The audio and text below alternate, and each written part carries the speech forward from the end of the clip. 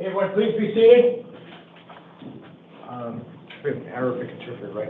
No, not a court interpreter, but I have to call the language. Okay, I'll do it there. I'll do it last then? Yes. Okay. Yes.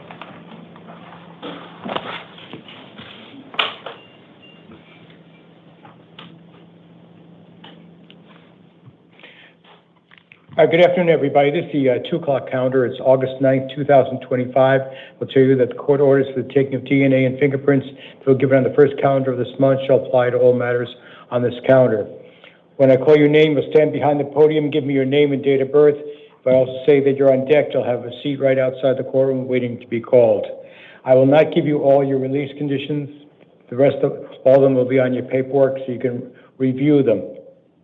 If I set a security appearance bond for you, you can go through a bondsman. It's my understanding they do collect calls at various walls in the jail. They do have names and numbers of bonding companies. If you can't find one, you can ask one of the officers for assistance in regard to that. At a minimum, your release conditions will be no drugs without a valid prescription and don't drive without a valid driver's license. All right.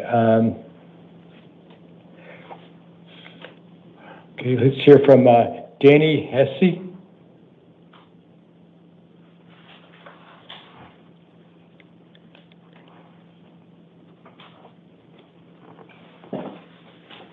Sorry, your name and date of birth, please. Danny Hesse, 10/23/1996. Okay, you got a total of 4 matters before me. Okay, let me just go over one at a time, which is 2025 0067969. You were indicted by a grand jury for acts that are alleged to have occurred in May of last year. Okay, that'd be 2 counts of aggravated DUI, 1 count of possession of dangerous drugs, 1 count of leaving an accident with injury. The first 2 are class 4s, that's class 5, and 1 count of possession of drug paraphernalia, class 6. Appointing a lawyer for you. You have your arraignment hearing at 175 West Madison Street on August 15th at 8:30. All right. Another judge, upon the return of the indictment, said bond for you in a cash bond of $10,000. And if you are able to post a bond, you can have an electronic monitoring with a curfew with hours to be determined by the pretrial services agency. No drugs without a valid prescription, and no contact with any alleged victim. All right. Then you have an arrest warrant in CR 2024-142606. It was based on possession of narcotic drugs and possession of drug paraphernalia, class 4 and class 6. Once again, appointing a lawyer for you. Your court date on that one will be at 175 West Madison Street at 8:30 for a status conference on August 14th and a witness preliminary hearing August 18th at 8:30. Bond was set by your judge in about a $1,500 security appearance bond. Then we have a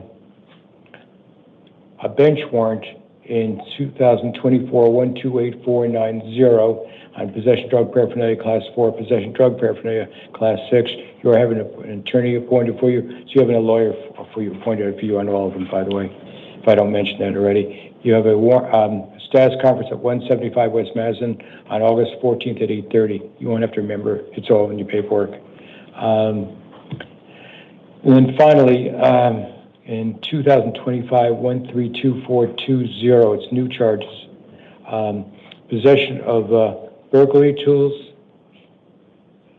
class 6 felony, 2 counts of attempted burglary in the 3rd degree. Actually, I'm pretty sure that's a class 5 felony. They have a list of class 4, but you'll have to wait for the document on that.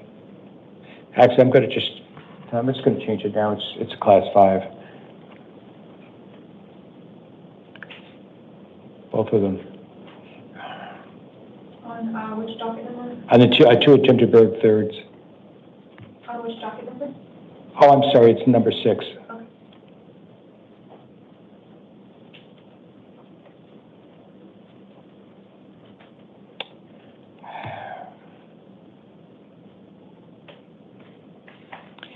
They give me trouble. It's going to do a future date, so I'll just leave it as it is and it'll be up to on the complaint.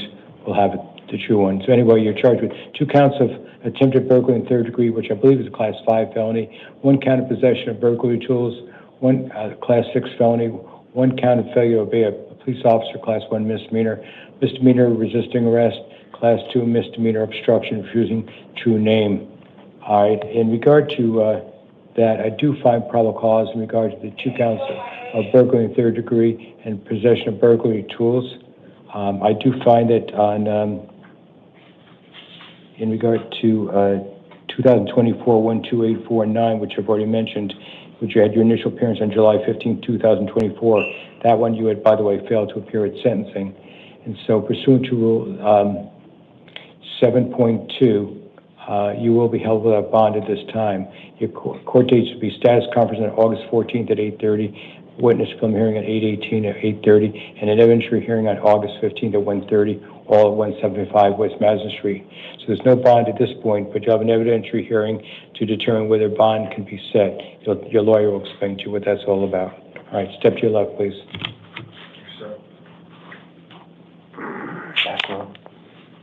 All right, Alex Alvarado.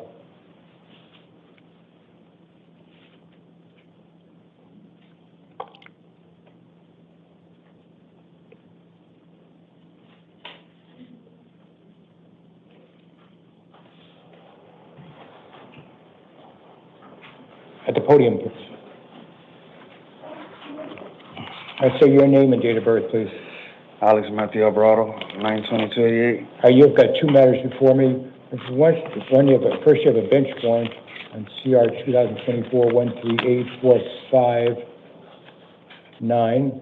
Apparently you failed to appear at sentencing. And by the way, I would note in regard to that, you had been initialed on that one on August 15, 2024. But you already have an attorney on that. You'll have your status conference on August 14th at 8:30 at 175 West Madison Street. No drugs without a valid prescription. And your judge set bond in that one, the amount of $2,500 as a secured appearance bond. Now in 2025-132-429, it's a new charge. Unlawful flight from a law enforcement vehicle, Class 5 felony. Misdemeanor, reckless driving, Class 2 misdemeanor, Class 2. Well, it says Class 2 misdemeanor, it's Class 1 misdemeanor, resisting arrest. Appointing an attorney for you. You already have an attorney on the other one. Your status conference will be August 14th at 8:30. Witness preliminary hearing is August 18th at 8:30. As already mentioned on the other charge, you're out on felony release as of August 15th. I do find probable cause that you commit the offense of unlawful flight from a law enforcement vehicle. So pursuant to Rule 7.2b, you will be held without bond. So you'll have an evidentiary hearing on August 15th at 1:30 at 175 West Madison Street to determine whether bond can be set. All right, step to your left, please. Sergio Leyva Hernandez.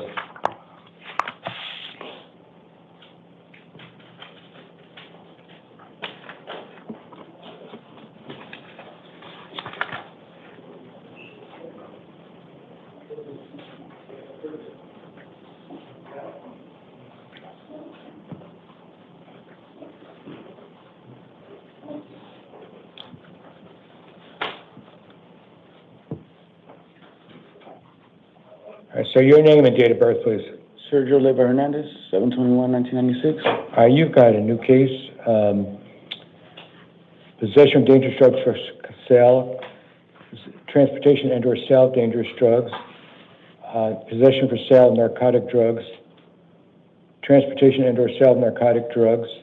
Those are all Class 2 felonies. Money laundering, Class 3 felony. Misconduct involving a weapon, being a prohibited possessor, Class 4 felony, and possession of useful weapon in a drug offense, a Class 4 felony. I don't have any drug tests in regard to that, so the only charge in which I do find probable cause is the possession of a weapon by a prohibited person, Class 4 felony, for which I do find probable cause. The other ones I don't. Doesn't mean you won't be charged with the rest of them. But at this point, with limited information, I'm only finding probable cause as the one. You'll have a status conference on August 14th at 8:30, and at this point, a witness preliminary hearing on August 18th at 8:30 at 175 West Madison Street. And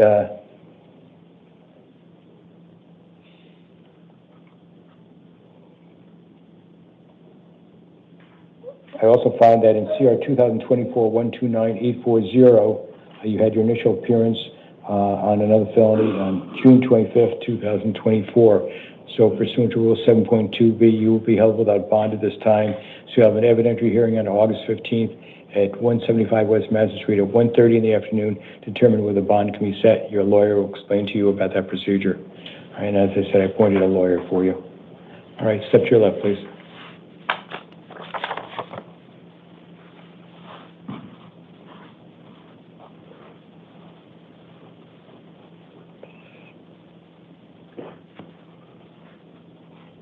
Actually, sir, come on back for a second.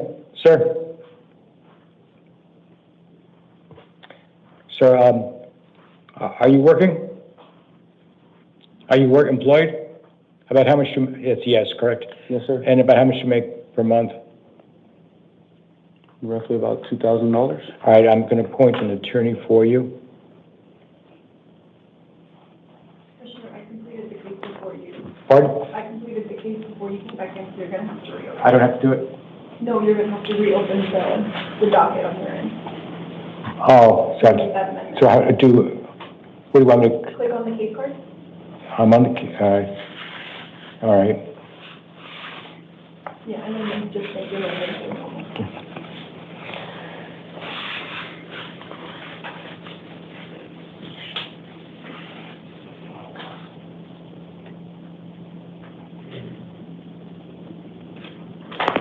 Okay, nice step. So I appointed a lawyer for you. Okay. Back to being reddish again. That's okay? Yeah, that's good. Okay. Under the release order. Okay, sir, step to your left, please. Kevin Noline.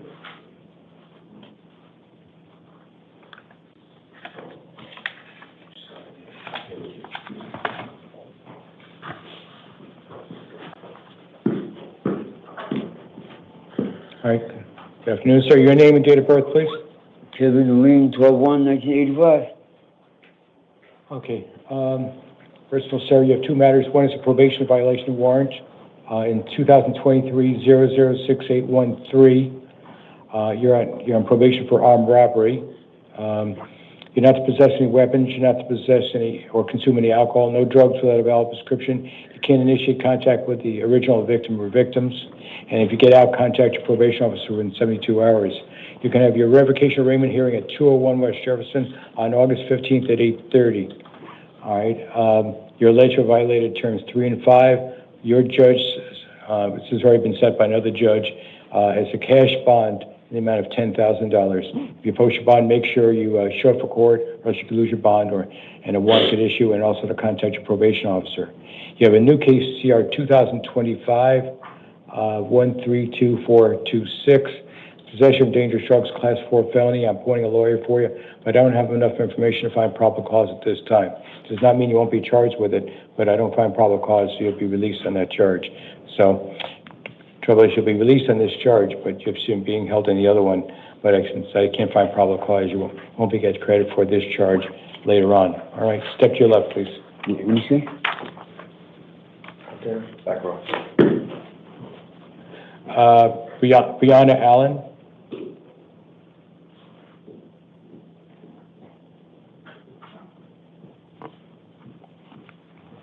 All right, your name and date of birth, please. Brianna Allen, 8/4/95. All right. Okay. You've got three matters before me. One's a probation violation, another one's a warrant out of Peoria City Court, and then you have a new case in Superior Court. All right. So let's deal with the probation violation first. I guess you're on probation for possession of dangerous drugs. You're alleged to have violated terms 3 and 5. I'm appointing a lawyer for you. Your revocation arraignment hearing will be 201 West Jefferson on August 15th at 8:30. Appointing a lawyer for you. And by the way, originally you'll be in 3 different courts initially. Ultimately, you'll be down to 2. Okay. You're not possessing weapons. You're not to possess or consume any alcohol. No drugs without a valid prescription. And you have to contact your probation officer within 72 hours of release.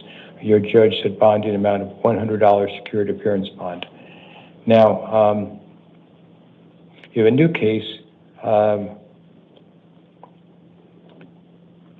a new case, possession of dangerous drugs, possession of narcotic drugs, both Class 4 felonies, possession or use of a weapon in a drug offense, Class 5 felony, possession of drug paraphernalia, Class 6 felony, appointing a lawyer for you again. There you'll have a status conference on August 14th at 8:30 and witness preliminary hearing on August 18th at 8:30. That'll be at 175 West Madison. The other case in the probation violation will probably be transferred to that. Talk to your lawyer on the one here, the new case. Let them know about the probation violation. Same release conditions such as contacting your probation officer, no alcohol, no weapons, and no contact with any co-defendant. All right, and then finally, you have a warrant out of for shoplifting out of the Peoria City Court.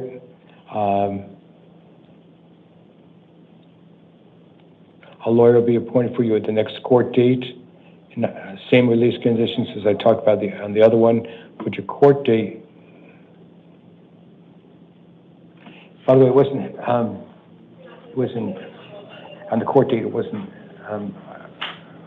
bold. It's not in bold. They would be August 12th. It'll be August 12th. I'm saying it wasn't bold. August 12th at 9 o'clock. If you're still in custody, they'll transport you. That's in the address for the Peoria City Court is in your paperwork, and bond on that was set by that judge in the amount of $250. All right, they wanted cash, but I'm making a security appearance bond.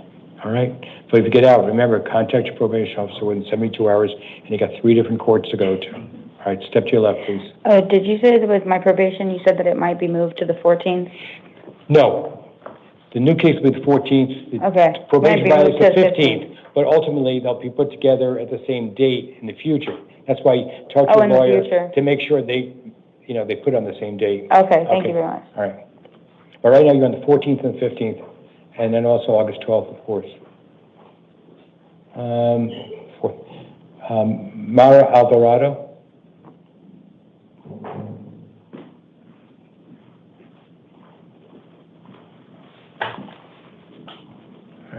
All right, your name and date of birth, please. Mara Alvarado, January 31st, 2001. Okay, you got a warrant out of the El Centro Justice Court. It's on a DUI, basically it's from 2022, but the warrant's in 2023. If I remember correctly, you might have pled on it and there's various things you had to do in regard to that. You're not to possess or consume any alcohol. Your court date will be El Centro Justice Court. I'm appointing a lawyer for you.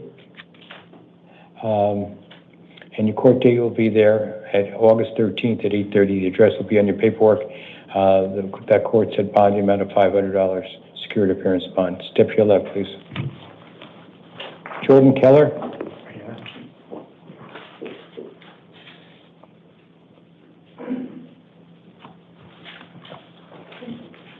All right, sir, your name and date of birth, please. Jordan Keller, October 27th, 1993. All right, you have 2 probation violation warrants, okay? I'm appointing a lawyer for both, and I will tell you that your revocation arraignment hearing will be on August 15th at 8:30 at 201 West Jefferson. No alcohol, no possession or consumption of any alcohol, no weapons, no drugs without a valid prescription. If you get out, contact your probation officer within 72 hours of release. That's for both. And to CR 2022-138-048, your judge set bond amount of $100, security appearance bond, and both of them, by the way, you're alleged to have violated terms 3 and 5. In CR 2024-118-258, both of them, I think you're on probation for drug paraphernalia. Same court dates, everything's the same except bond was set by your judge amount of $250. So your total bond is $350 security appearance bond. But if you post your bond, you better show up and contact your probation officer within 72 hours of release. All right, step to your left, please. Thank you. Okay. Corey Dotson.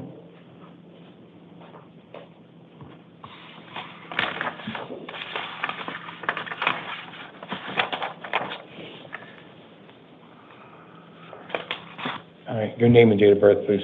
Corey N. Dodson, January 21st, 1981. Okay, you've got 2 matters before me also. One is a probation violation and one's a new case. Let's start with the new case, which is 2025-132427. You're charged with possession of dangerous drugs, possession of drug paraphernalia, Class 4, and then the other one's Class 6, and criminal trespass in third degree. You'll have your next court date of August 14th at 8:30. Witness film hearing August 18th at 8:30, 175 West Madison. Appointing a lawyer for you. You cannot possess any weapons. You can't consume any alcohol, no drugs without a valid prescription. Get out, contact your probation officer in 72 hours. Bond is set in a security appearance bond of $100. And then you have your probation violation, CR 2023-134309, and probation for a Class 4 felony. Your alleged to have violated term number 1. Your court date for that one will also be August 15th at 8:30 at 201 West Jefferson. Likewise, that will ultimately be put together in the same building. But right now, you're in 2 different buildings. Same release conditions. There's an additional bond was set in the amount of $100. So your total bond is $200, security appearance bond. Step to your left, please. Daniel Molina.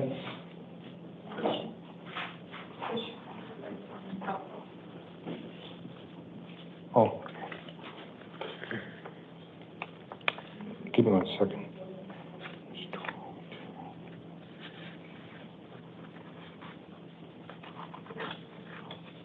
Okay. All right, sir, your name and date of birth, please. Daniel Molina, April 29, 2000. All right, sir. You're here on a probation violation. Also, it looks like you're on probation for possession of drug paraphernalia. You're alleged to have violated terms 3 and 5. I'm appointing a lawyer for you. Your revocation and arraignment hearing is set for August 15th at 8:30 at 201 West Jefferson. As I said, you're alleged to have violated terms 3 and 5. If you get out, contact your probation officer within 72 hours. No weapons, no consumption or possession of alcohol, no drugs without a valid prescription. Another judge set bond for you in the amount of $100 security appearance bond. So likewise, if you get out, contact your probation officer and make sure you show up for court. All right? Step to your left, please. Thank you. Did you want to consider a interpreter matter and send that to the interpreter, or did you want to do it for the end? Let's do it at the end. The interpreter. Just to feel easier on you, let's do it that way. Isn't it easier for you to do it last? Let's do it last, okay. After I talk, I have a FOJ and a house call now, so let's do it then, okay. Joshua Butler.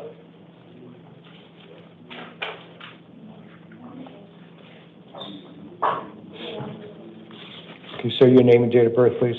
Josh Butler, 9/18/05. Okay. Sir, you were charged with discharging a firearm in the city limit, a Class 6 felony. I'm finding at this point that I cannot appoint a lawyer for you.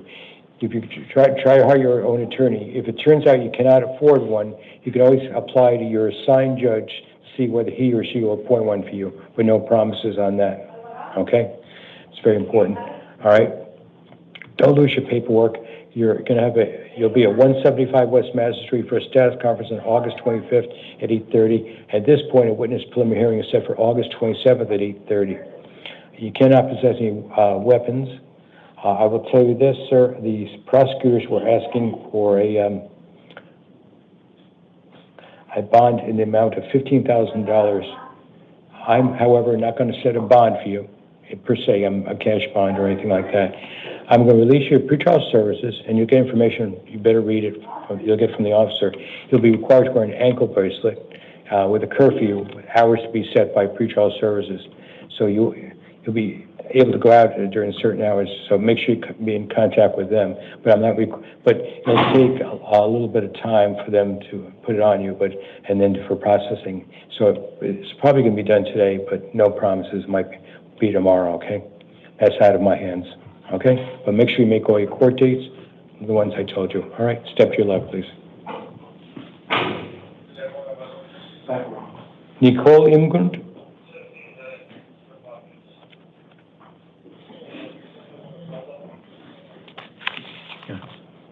Afternoon, your name and date of birth, please. Nicole Imgran, 12/27/90. All right, by the way, it looks like I have a warrant out of Minnesota, but it's only in-state, so. You are charged with possession of narcotic drugs and possession of dangerous drugs, Class 4 felony, possession and use of a weapon and drug offense, Class 5 felony, and possession of drug paraphernalia, Class 6. Based on the limited information I have right now, I don't find probable cause in regard to the dangerous drugs or the possession of weapon and drug offense. I'm appointing a lawyer for you. It doesn't mean you won't be charged with all of them, but, appointing a lawyer for you. Your court dates will be in 175 West Madison Street on August 25th at 8:30 for a status conference. Witness film hearing on August 27th at 8:30. You can't have any contact with any co-defendants. And I'm releasing the pretrial services with drug testing. Remember to read the packet you get from them, because you have to contact them, be in compliance with their requirements, and to do the drug testing. If not, you have a warrant. You probably won't be getting out for at least 4 hours. It takes them that long to process. All right, but make sure you show up for court. Okay. Okay. Fernando Perez.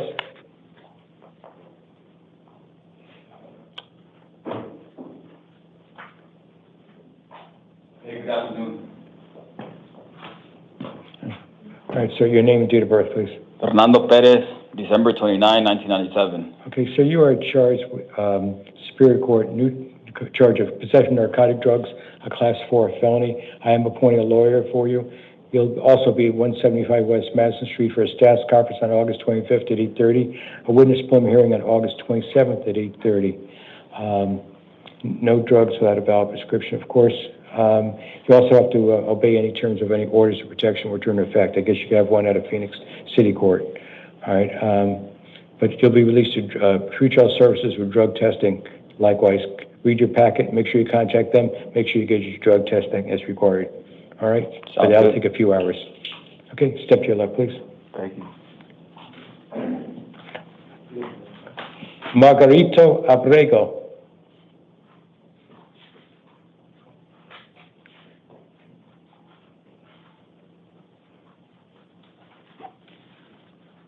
All right, good afternoon, sir. Your name and date of birth, please.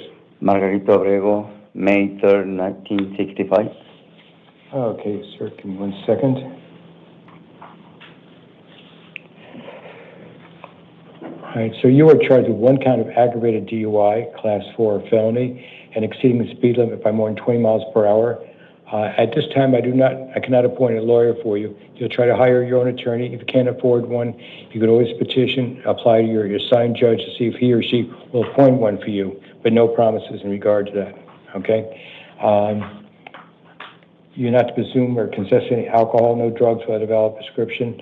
I'm going to release you with alcohol testing and monitoring to pretrial services. Make sure you contact them, be in compliance with them, and make sure you get your alcohol testing. All right? All right, so it'll be a few hours before you get out. All right, step to your left, please. Mayor Rivera.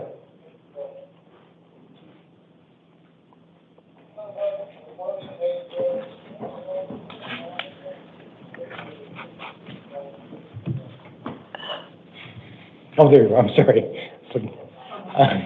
Your name and date of birth, please. Mary Rivera and 1356. Oh, okay, no problem. All right, you are charged with possession of dangerous drugs, a Class 4 felony, possession of drug paraphernalia, Class 6. I'm appointing a lawyer for you. You'll be at 175 West Madison for a status conference on August 25th at 8:30. Witness preliminary hearing on August 27th at 8:30. No drugs without a valid prescription. Likewise, I'm releasing you to pretrial services. See you again in a few hours. Make sure you contact them. Read the paperwork you're getting, because you're going to be required to have drug testing also. All right? And make sure you're in compliance with all of them. You to avoid a warrant. Okay? Step to your left, please. Thank you. Jeremiah McLean.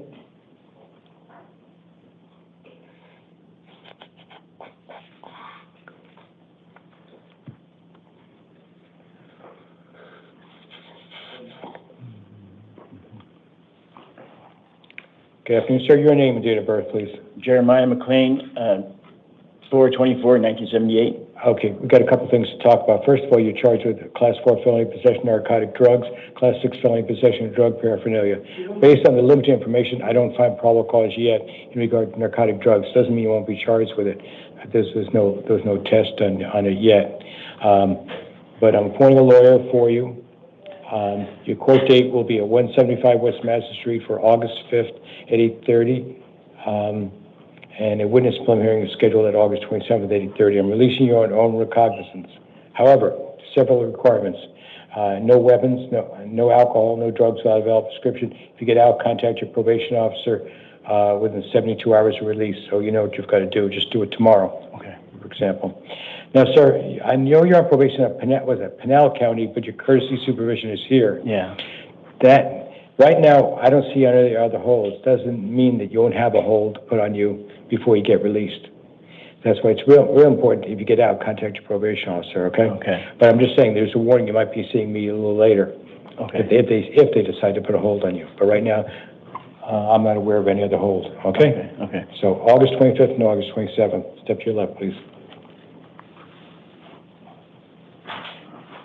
Stephen Hacker.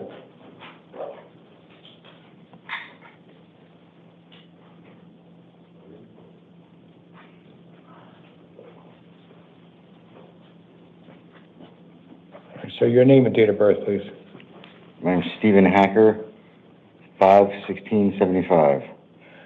Okay, sir, you are charged with taking the contraband into a correctional facility, Class 2 felony, possession of dangerous drugs, Class 4 felony, possession of drug paraphernalia, Class 6 felony, assault, Class 1 misdemeanor, and disorderly conduct, Class 1 misdemeanor. I'm appointing a lawyer for you. Your court dates will be at 175 West Madison for a status conference on August 25 at 8:30. A witness preliminary hearing at this point scheduled for August 27th. You cannot initiate contact with any alleged victim or victims.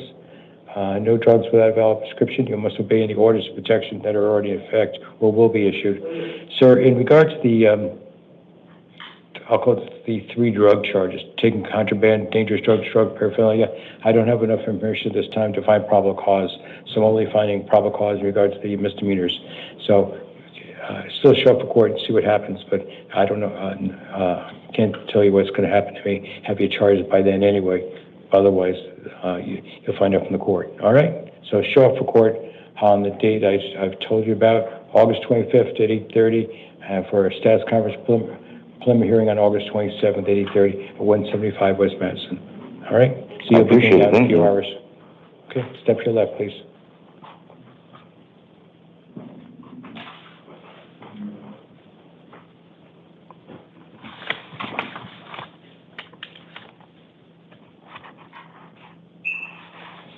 Elliot Boughton. All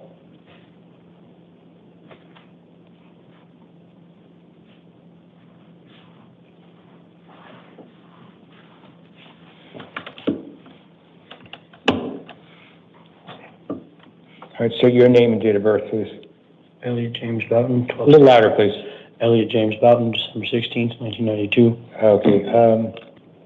Sir, are you working? No. No? Okay. You are charged with possession of dangerous drugs, Class 4 felony, possession of drug paraphernalia, Class 6 felony, criminal trespass in the 3rd degree.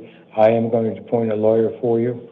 Your court dates will be August 25th at 8:30 for a status conference, August 27th at 8:30 witness preliminary hearing, both at 175 West Madison Street. You're not to return to the scene of the alleged crime, no drugs without a valid prescription.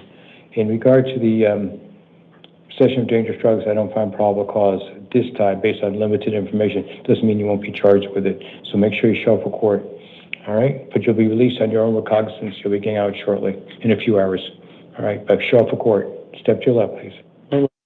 Date again? What? When was the court date again? August 25 and August 27th, both at 8:30. It'll be on your paperwork, so don't lose your paperwork. Okay, thank you. Okay.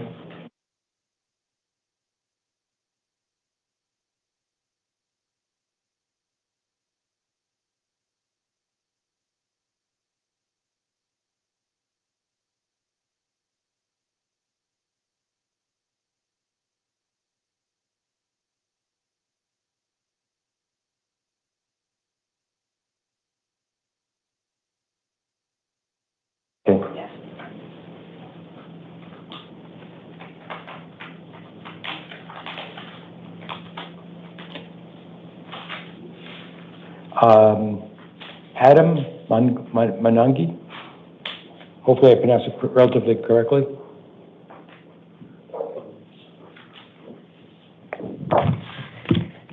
Adam Mananya, 10/5/1990. I was close. All right, sir. Yours is a fugitive justice case. That takes a lot longer to do. That's why you're at the end. Okay, so we got a lot to go over in regard to this. Give me 1 second. Here we go. Okay, so your date of birth is 10/5/90, right? Correct. Okay. A warrant was issued by, I guess, the Dallas County, state of Texas. They want you back on a warrant. Did you review that laminated card? Yes. Okay, good, excellent. Did you understand it? Yes. Okay, excellent. Okay. As I said, you have a warrant from the state of Texas based on a probation violation. Okay. You have a choice to make at this time. You can decide you could waive your right to an extradition hearing and be sent back to Texas within 30 days, or you can demand an extradition hearing that a governor's warrant be signed by the governors of both states before you sent back to the state of Texas. Now, if you decide to waive your right to an extradition hearing, you'll be held without bond in Maricopa County Jail for a period of up to 30 days to allow time for Texas to come for you. Those 30 days would start tomorrow, as long as you don't have any local charges anywhere here in the state of Arizona. All right. If you do have charges pending against you in Arizona, 30 days period will not begin until all the local charges are resolved. If you want to have an extradition hearing, I'll set a hearing for you on August 18th at 1:30 at 201 Jefferson. Now, I cannot appoint an attorney to represent you because extradition matters are civil in nature, but you have a right to hire a lawyer at your own expense if you've decided to do so. You're entitled to bond in this case. All right, I will tell you, they're asking for $100,000. Okay, it's not a probation violation, which very often can be no bondable. So they set up, I'm going to do it as $100,000 cash if you want to have an extradition hearing. If you're unable to post a bond, you'll be held in custody during that time until another judge modifies your bond. Okay, a governor's warrant signed by the governors of both Arizona and Texas is required to extradite you back to Texas. That could take up to 90 days. Okay, do you know what you'd like to do? Yes. Okay. I'll sign the waiver. You want to sign the waiver? Mm-hmm. Now I can ask you a bunch of other questions, okay? So, I understand that you do want to sign the waiver of extradition. I need to ask you some questions as I'm making a record of this proceeding. You've read the waiver of extradition paperwork? Yes. Okay. You understand you don't have to sign this paperwork? Yes. Okay. You understand you have a right to an extradition hearing? Yes. Okay. Do you have a right to hire a lawyer at your own expense? Yes. You have the right to demand that a governor's warrant be signed by the governors of both states before you're returned? Yes. You understand you have the right to bond? Yes. Okay. Do you want to give up those rights and sign the paperwork? So if I don't sign right now, when would I be able to sign? You can change your mind later on. So I can just wait yet? No, if you waive it now, you're waiving it. But if you don't want to sign the waiver, it'll be set for that court date of August 18th. You can always change your mind then. Okay. But I'll sign it. Okay. Yeah. You sure? Yes. Okay. I want to get this over with. Okay. Has anyone threatened you or promised you in any way to get you to sign this paperwork? No. Okay.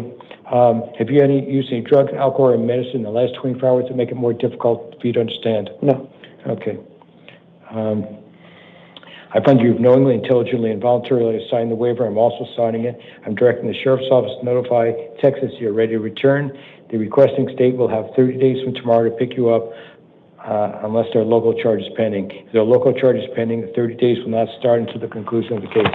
All right, so they have up to 30 days to pick you up. Okay. Okay, starting tomorrow. Okay. Okay, so the state doesn't count. You know, you know what I mean. Okay, let me just do the paper. You'll step up there, okay? Okay. Give me 1 second now. I got the fax. Oh, you can go up there with this. All right. No, just over here. Oh, you can go ahead and see that. I'll let you know when you're done, okay? Sorry, just a moment.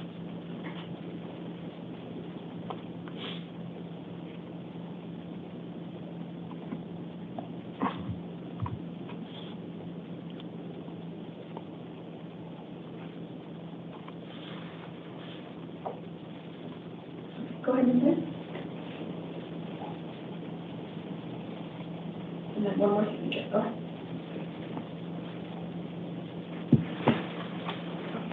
I'll go ahead and give that to you right now. Okay. Yes. Thank you. Okay, good luck, sir.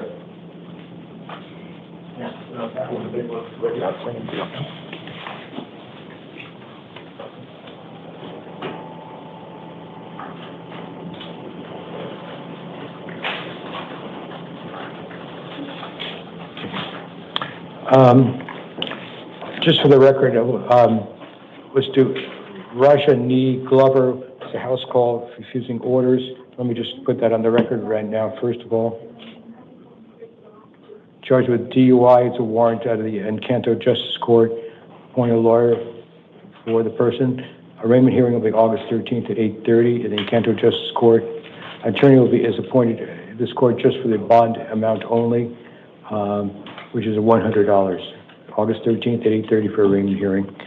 Okay, now let's do the Arabic interpreter. Inam Lami.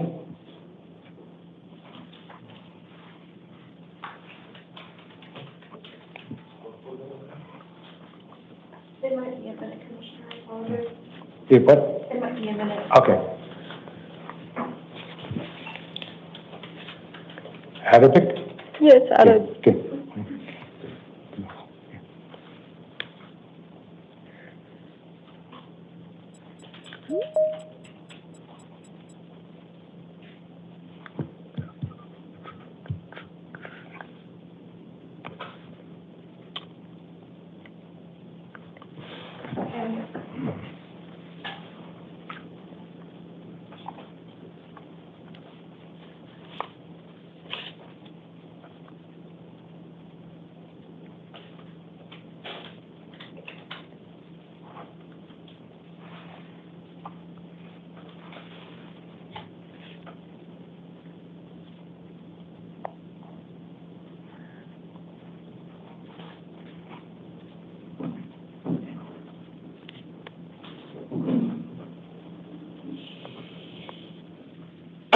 Yes, I'm going to call them and just going to be further instructions.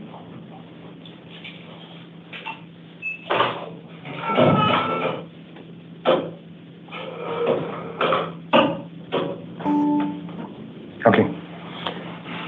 Good afternoon. With the Arabic interpreter, please identify yourself, please. Yes, Your Honor. This is Muhammad. My ID is 448835. I'll be Arabic interpreter today. Okay, thank you, Mohammed. I do have to ask one request of you. We have a young lady in custody, and I'm aware of the fact in the Middle East there may be slightly different dialects of Arabic depending which part you're from. Could you just ask her a couple questions so you're satisfied there's not a dialect issue? Yes, Your Honor. Okay. طيب هل تسمعيني? I'm sorry. Yes. Go ahead. You know, just ask her, and I just want you're convinced that it's the same dialect, not a problem. Okay. طيب اللهجة اللي تحدثي بها ايه؟ What? شنو؟ ما هي اللهجة التي تتحدثين بها اللكنة؟ اي عادي، انا افتهم اللهجة العربية العراقية. عراقية. Okay. اي. Okay, ready, Your Honor? You're all set? Okay. I can't get, okay, she's from Iraq area. Okay. All right. Your name and your date of birth. نعم. اسمك وتاريخ ميلادك. نعم اللامي تاريخ 1982 شهر التاسع يوم 18.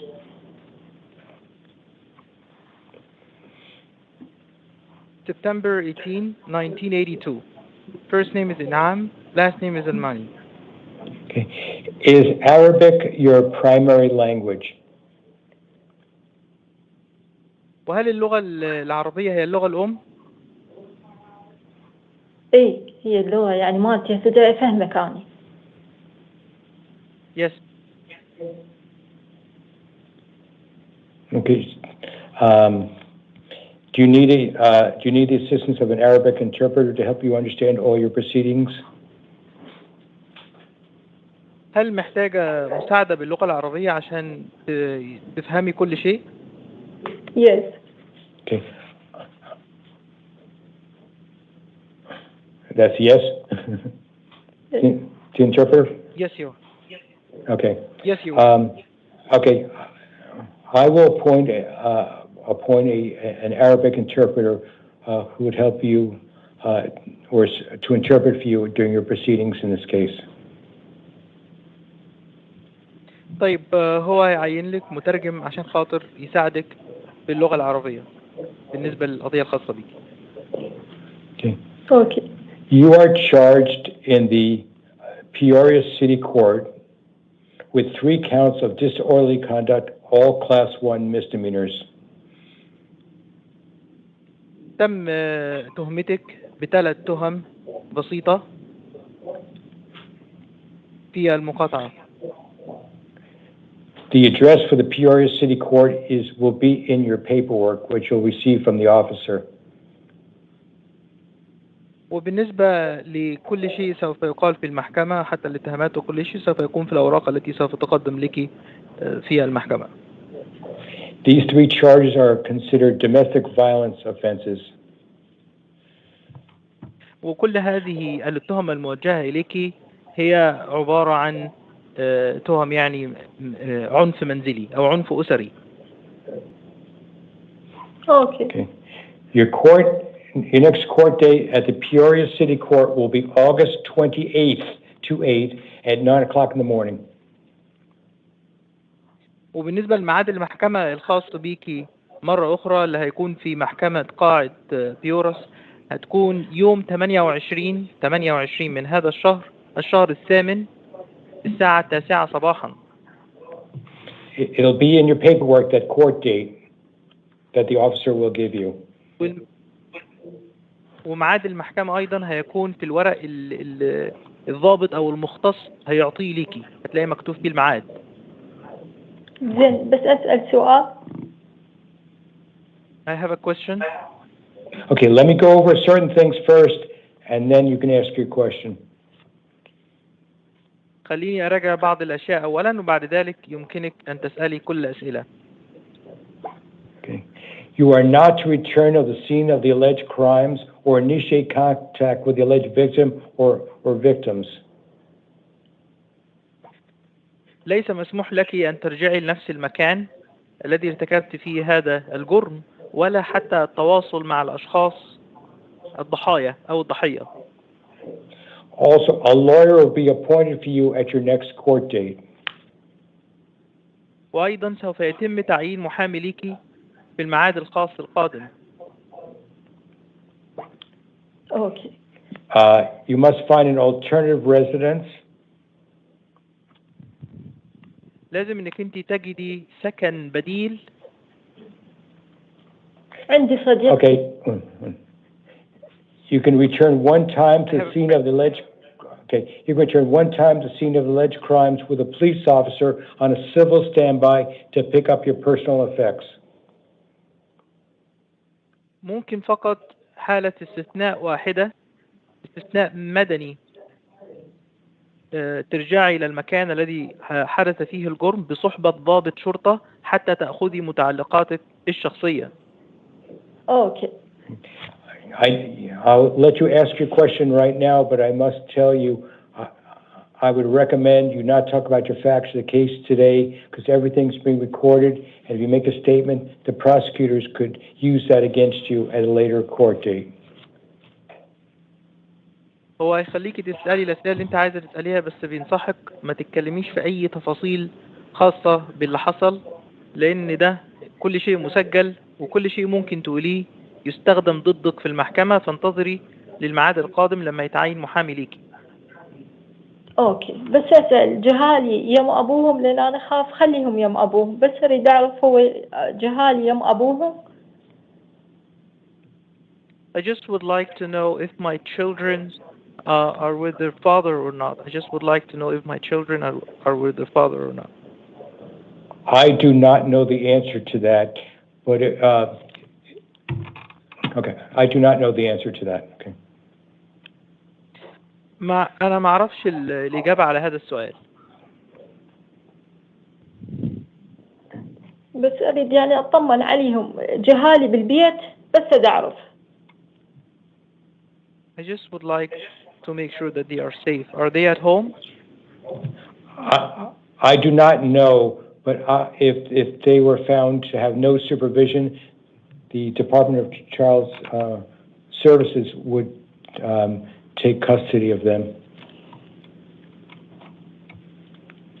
طيب أنا ما عنديش علم، ولكن لو ما كانش في حد يشرف عليهم أو موجود معاهم يعني بالغ، ساعتها القسم الخاص بالأطفال، الرقابة على الأطفال، هو اللي بيبقى المسؤول عنهم، ما يعرفش هو مكانهم. لا، ما هو أبوهم كان بالبيت. أبوهم كان بالبيت يعني، وقال لي Your father was at home. Okay. In regard to your release conditions, you can speak to your lawyer at your next court date, and that your lawyer can try to answer your questions for you. طيب بالنسبة لإطلاق استراحك ممكن تكلمي المحامي الخاص بيكي في الميعاد القادم الخاص بالمحكمة، والمحامي ممكن يجاوبك على كل الأسئلة اللي أنت بتسأليها. اوكي زين، انا احب يعني ارجع للبيت بس بضابط شخصي، تمو تقول؟ Well, I would like to go back home, escorted with a police officer, as you said. That's only to pick up your property. But at this point, other than going with a police officer, pick up your property, you cannot go back there. You can ask your judge in your court to see if the conditions can be modified.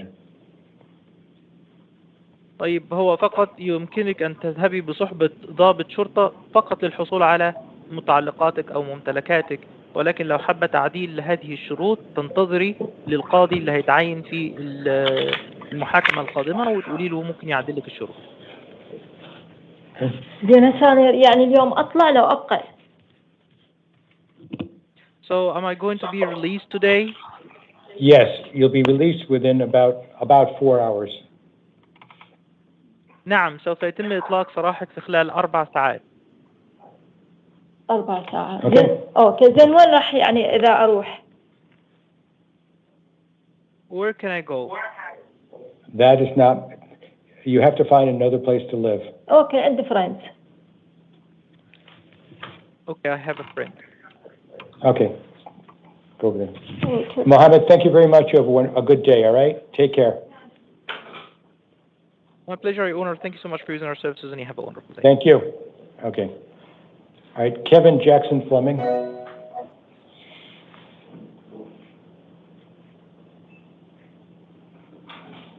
Good afternoon, sir. Okay, so your name and date of birth, please. 04/12/1996, Kevin Fleming. Okay. Sir, you are charged with 1 count of transportation for the purpose of prostitution, Class 5 felony, and induced to prostitute, Class 5 felony. I'm appointing a lawyer for you because your income is so fluctuates so much. So I'm appointing a lawyer for you. I appreciate because you do a lot of DoorDash. Because originally they said you weren't eligible for attorney, but I decided to appoint one for you. I appreciate that, Your Honor. First of all, can't have any contact with your co-defendant. Can't initiate contact with any alleged complainant or witness. Now, I will tell you this: the state was asking for a cash bond of $150,000. I'm not doing that. It'll be a cash bond of $2,500, not $100,000, which is a lot less. However, if you post your bond, you'll be under supervision, pretrial services, with an ankle bracelet, which you have to wear, and you can only leave your residence during hours approved by pretrial services. You'll get information from the officer about pretrial service and about the program. But if you post a bond, they only put it on between 8 and 5, Monday through Friday. All right? So keep that in mind. I'm sorry, I didn't know if you was finished or not. You'll have an ankle. If you post your bond, you can only get released once they put the ankle bracelet on you, which you'll have a curfew. And you said it'll be $2,500? $2,500 cash, yeah. All right. So is that able to go to a bail's bond? A little louder. Is that able to go to a bail's bond? No, it'll be a cash bond only. Okay. All right. All right, step to your left, please. Brianna Butler.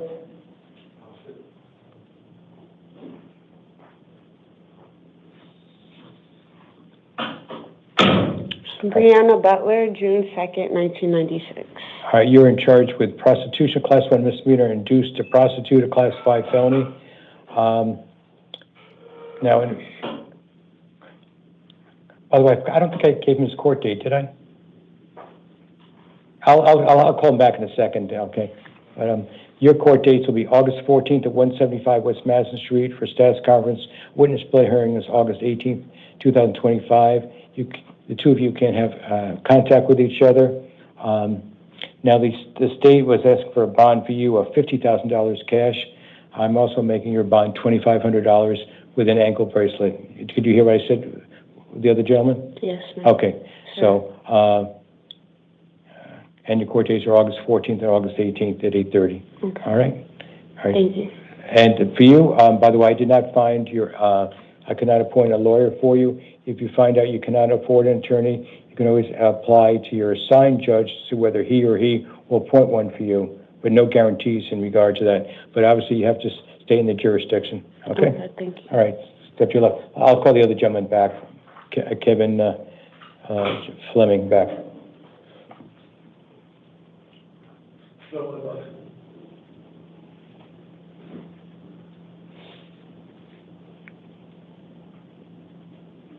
Mr. Fleming, I don't think I gave you your court dates.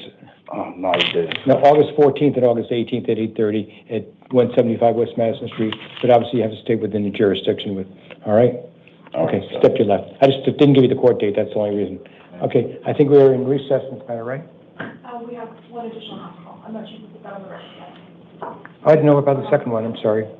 Oh, no, not the second one. Oh, I called her, Rajani Glover. Okay, I did that before I did the Arabic one, while I was waiting. Okay, so, thank you.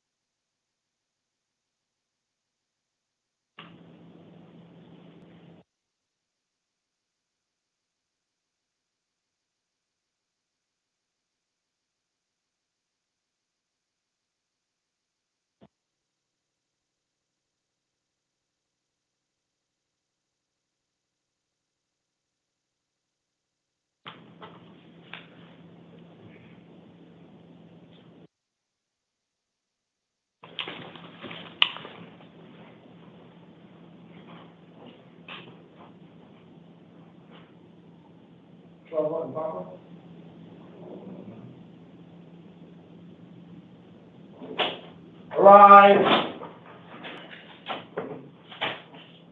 Please be seated. Thank you. You didn't find that? Oh, well, I thought I could try.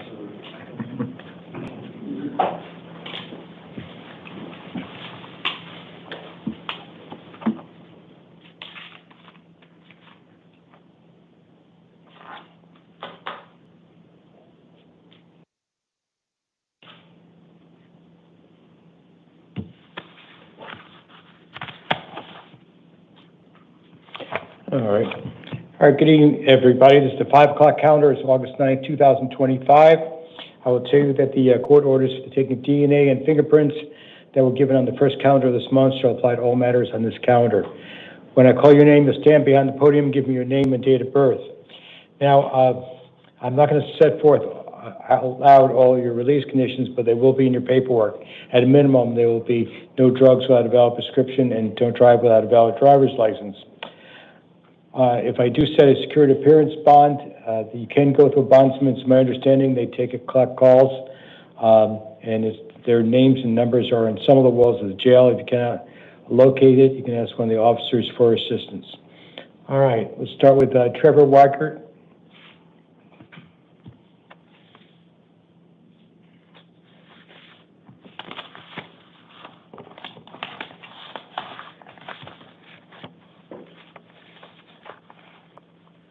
Okay, so your name and date of birth, please. Trevor Weigert, 10/23/2000. Okay, so you're charged with 3 counts of aggravated assault with a deadly weapon or dangerous instrument, Class 3 felony, and 1 count of failure to obey a police officer. I'm appointing a lawyer for you. Just want to double check one thing here.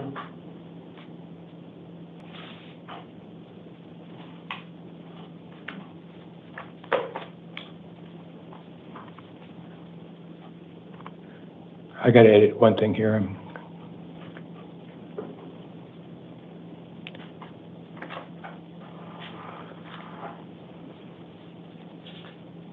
I'm appointing a lawyer for you. That's what I was making the change for. Thank you.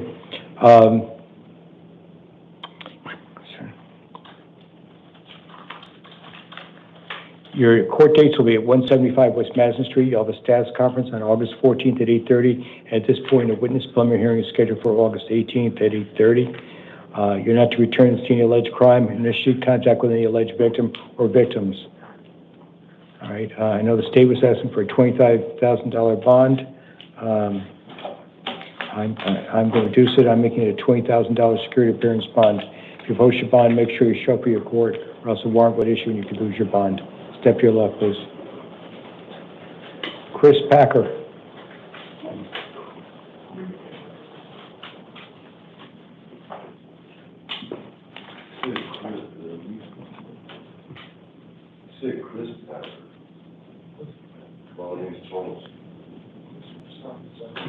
Run, behind the podium, sir. Step over there. Phil, I don't know if it's the right name. What? My name is Charles, not Chris. Did I say Chris? Yes. Charles Packer, right? Yes. Yeah, so give me your name and date of birth, please. Charles Packer, 12/18/1955. Okay, so you've got a warrant out of the Coconino County Superior Court, apparently. A lawyer, if one hasn't been already appointed, one will be appointed for the next court date. The addresses, in your paperwork, you have a arraignment hearing on August 13th at 8:30. You're not to return to the scene of alleged crime or initiate contact with any alleged victims. No weapons. The judge out in that county, in Coconino County, set out a cash bond of $15,000. Sir, when you speak with your attorney, you'll have to address the bond issue up there in Coconino County, not here in Maricopa County. All right, step to your left, please. That's it. Rachel Donna Bennett.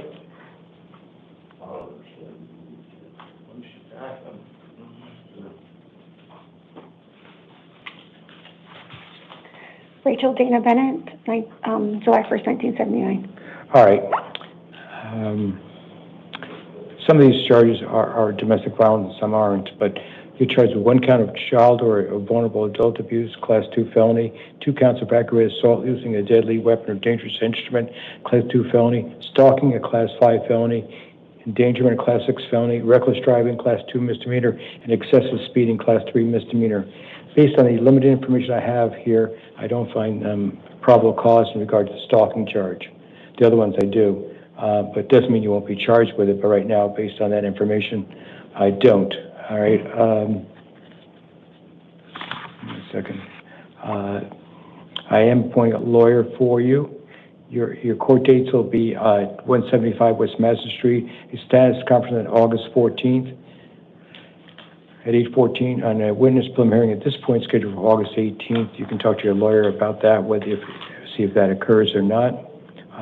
Not to initiate contact with the alleged victims, and no alcohol. You must obey any orders of protection or orders against harassment that have been issued or will be issued. All right. I know in the state was asked for a $50,000 bond. I'm making a security appearance bond of $15,000. If you post your bond, make sure you show up for court. All right, step to your left, please. Ignacio Bajorquez.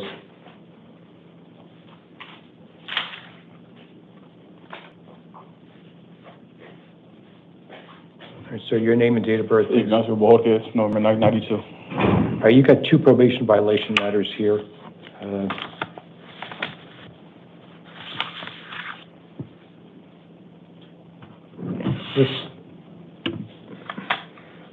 Just to start with number CR 2023-126-826-002.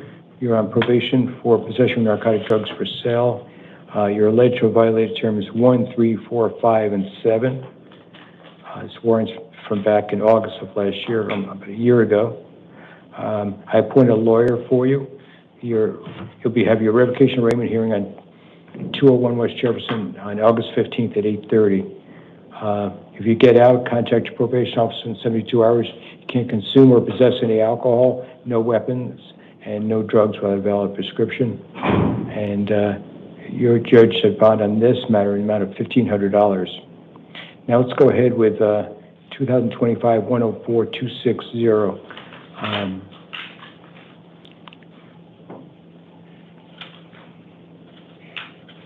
This actually, by the way, I'm sorry, it's not a probation violation. There's an arrest warrant for the charge of possession of narcotic drugs, class 4 felony possession of drug paraphernalia. I appointed a lawyer for you. These charges will be heard at 175 West Madison. Okay, talk to your lawyer about this, because I'm appointing a lawyer for you on this one. Okay. And let him know about the probation violation, so because you have 2 different dates. This one's on August 14th, and I told you about the other court date at the different building. All right, so you have a status conference on August 14th at 8:30 and a witness preliminary hearing on August 18th. Same release conditions. Sir, since if you don't post bond the other one, they wouldn't transport you if I released you in this one. So, because that probation violation, I said bond in this one, a security appearance bond of $50. 50? 50. So you the have first to one is the other one. 1,500 and this one's 50. Yeah, I'll combine them. The reason being, if you don't make bond, they wouldn't transport you on this one if I released you. Either way, Yeah, right. that way you get credit for it. Okay. That's why I explained to you why I did that. But make the same thing. If you get out, contact your probation officer Within 72? Within 72 hours of release. Okay? And make court. Okay. All right. Destiny De La Cerda.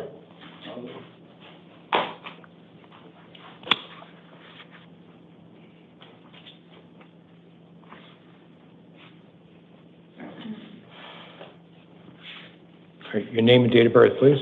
Destiny Desert, 8/14/97.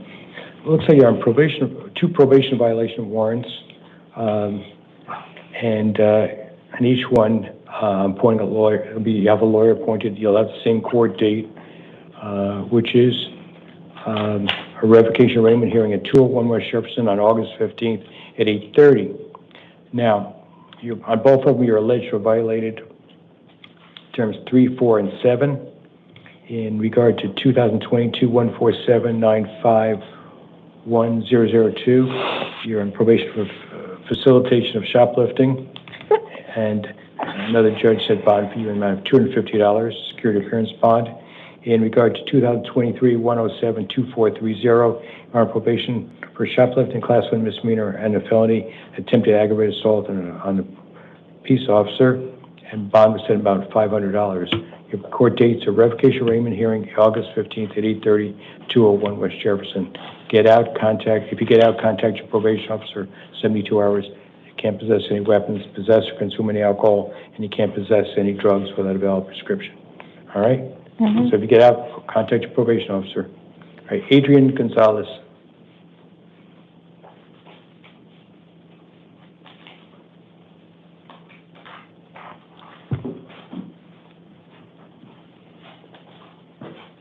Good evening, sir. Your name and date of birth. Adrian Gonzalez, 12/03/2000. Okay, so you're charged with resisting arrest, class 6 felony, and failure to obey a police officer, class 2 misdemeanor. First of all, I cannot appoint a lawyer for you. If ultimately charges are filed against you and you cannot afford to hire an attorney, you can always ask your assigned judge to see if he or she will appoint it for you, and no promises.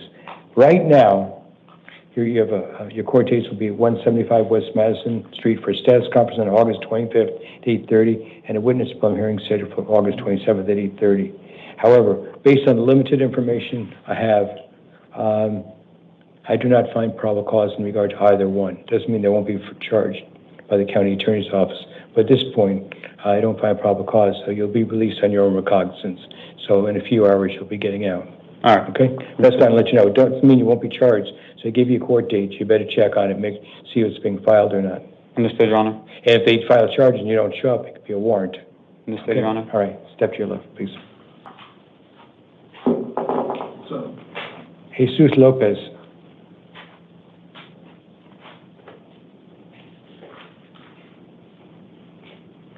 Good evening, sir. Your name and date of birth, please. Jesus Lopez, 8993. Okay, you got an arrest warrant. Looks like you transferred from the Gila River community, and you were placed on probation. Yes. There. So you're being supervised by a probation officer there? Yes. Okay. Were you in custody there? Yes, I've been since 2020. Okay. That's what I thought, by the way, in regard to this. Anyway, you were charged with 2 counts of, these are from 2019, by the way. Yes. September. 2 counts of aggravated DUI, class 4 felony, and 1 count of possession of narcotic drugs.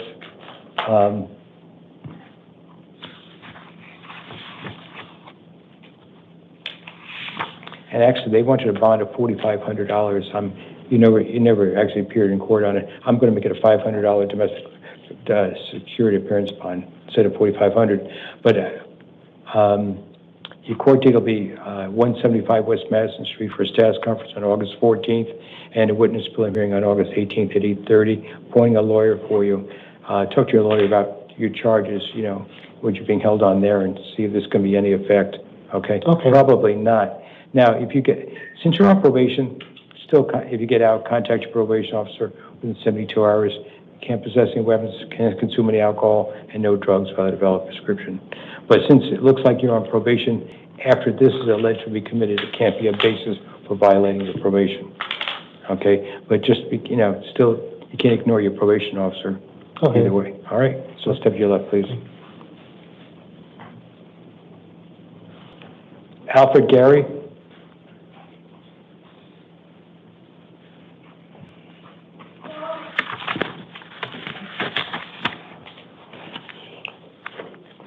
Alfred Gary, 12586. Okay. Sir, you're charged with all misdemeanors out of the Buckeye City Court. Okay. Criminal damage, Class 1 misdemeanor, disorderly conduct, Class 1 misdemeanor, and assault, a Class 3 misdemeanor. A lawyer will be appointed for you at the next court date, which will be at Buckeye City Court, August 13th at 1 o'clock in the afternoon. The address will be there. You can't have any contact with the alleged victim. You're being held non-bondable on a felony charge, correct? Yes. Yeah. So this is what I did. Sorry, I just said bond of $500, so you can you can get credit. I'm bondable. I think my bond. I got a high bond though. No, I think it's non-bondable. You're being held in 2025 131685. Can you double check that for me? In 2025 131685. But that's I was double checking here. Okay. Because they transport you and you don't get credit for both. So. For which case? 2025 131685.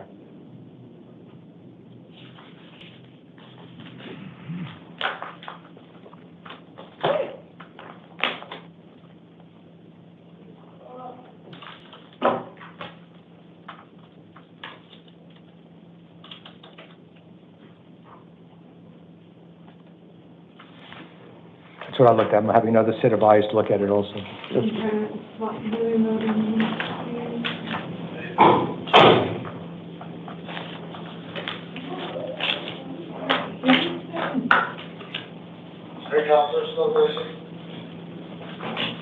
Looks like the release order from August 6th is said non-bondable. So non-bondable. Okay. That way you can get credit for both because you weren't going anywhere anyway. Okay. That's why I wanted to verify on that. Thank you. Okay. And did I tell you the court date, August 13th? 13th. At 1 o'clock in Buckeye. This way they'll transport you also. Okay, thank you, sir. Except you. Devon Haynes?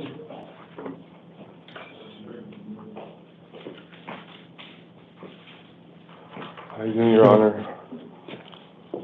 Your name and date of birth, please. Devon Haynes, 11197. Okay, sir, you are charged in the Buckeye City Court. The address will be in your paperwork. Assault and disorderly conduct, both Class 1 misdemeanors. And I think they were both domestic violence charges, if I remember correctly. Your court date will be on August 13th at 1 o'clock in the afternoon. You cannot return to the scene of the alleged crime. You cannot initiate contact with the alleged victim or victims. You can return one time with a police officer to the scene of the alleged crime on a civil standby to pick up your personal effects. And bond is $500 security appearance bond. All right, step to your left. Thank you. Have a good one. Pascual Cardenas.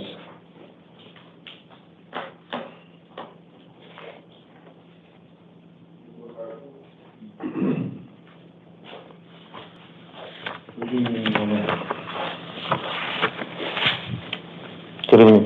All right, sir, your name and date of birth, please. Scott Cardenas, 6/24/91. All right, looks, you have two warrants from different counties from Central Canal Justice Court. One's based on a violation of a warrant for interference with judicial proceedings. The other one is aggravated assault on a minor. Your court date for both will be, the address will be in your paperwork. It's Central Canal Justice Court on August 13th at 8:30 in the morning. Cannot initiate contact with the alleged victim and obey any orders of protection or harassment that are issued or will be issued. You're the judge down there, and you have to address bond with them down there, not because it's different counties. This is, Your Honor, this is just because I stopped going to classes, right? Okay, I'm telling you, Yeah. I don't have any information because it's different counties. Okay. That's what I'm saying, you have to address it down there. And the judge down there in both of them said cash bonds of $500 each, so it's a $1,000 cash bond. But obviously, a lawyer, if you haven't already have one appointed, one will be appointed for you next court date, because it's a different county, it's Pinal County, not Maricopa. Okay. So they make the decisions, all right? So what do I do? If you propose a $1,000 bond, you have to make it there on your own on August 13th, okay? Am I getting released or? No, they said bond of total of $1,000 cash bond. Am I getting transported over there? Yeah, they would transport you. Okay. They would have to, actually, they'd have to pick you up. Yeah. Well, when will I know that when they'll transport me, do you know? I don't know, probably that morning or the day before. That morning, the day before, I don't know. I'm just guessing. All of the day court I don't date? know, I don't know. Okay. Okay, I don't want to, I shouldn't speculate. Okay. Jose Garcia?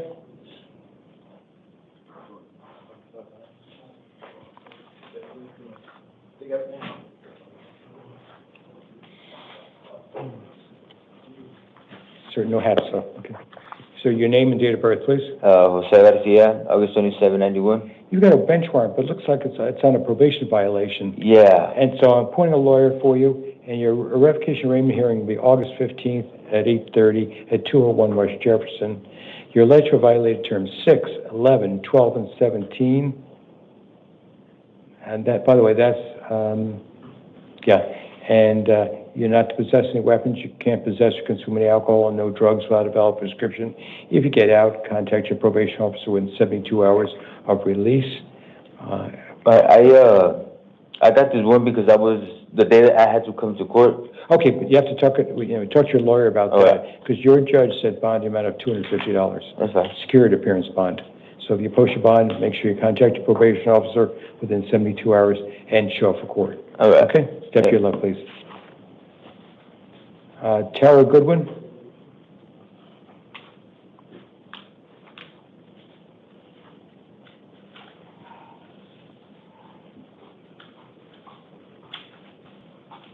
All right, your name and date of birth, please. Tara Goodwin, 4/13/84. All right, you've got two probation violation warrants, and then also a new case. Let's deal with the bench warrants. The probation matters. It looks like you've already had your arraignment on both of them, and so you already have an attorney on those, so your non-witness violation hearing is set for August 15th at 8:30 at 201 West Jefferson, and it looks like you're on probation for possession drug paraphernalia for both, obviously, if you get out, contact your probation officer within 72 hours. No alcohol, no weapons, and no drugs without a valid prescription. And so it's August 15th at 8:30, like I mentioned to you. And your judge in each one set bond of $150, so it's total $300. Now, you have a new case, by the way.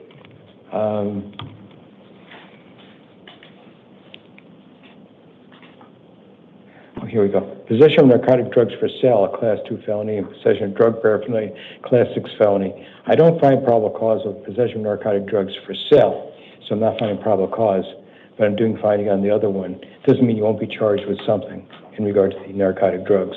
I just want to let you know, you'll talk to your lawyer about that, who I'm appointing. Now, the state was asking for a bond of $1,500. I'm making $100.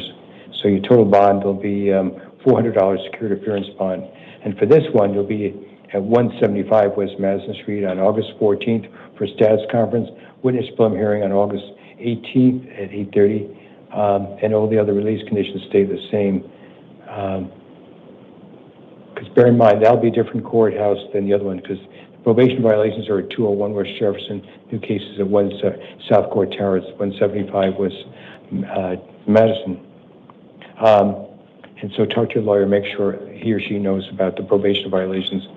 Okay, so you have two different court dates at first, but ultimately they'll probably be combined into one court date after the first date. Okay? Okay. All right, step to your left, please. Harley Shankles.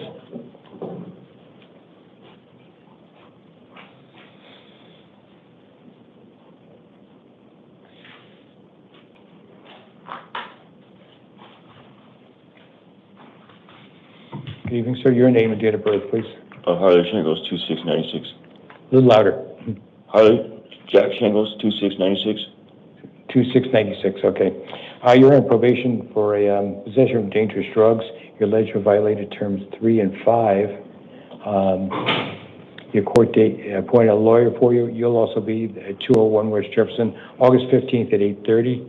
If you get out, no weapons, no consumption or possession of alcohol, no drugs with a valid prescription, and contact your probation officer within 72 hours release. Bond was set by another judge in the amount of $100 secured appearance bond. Okay, so if you post bond, make sure you make it to court. All right? All right. Step to your left, please. Keegan Harmon.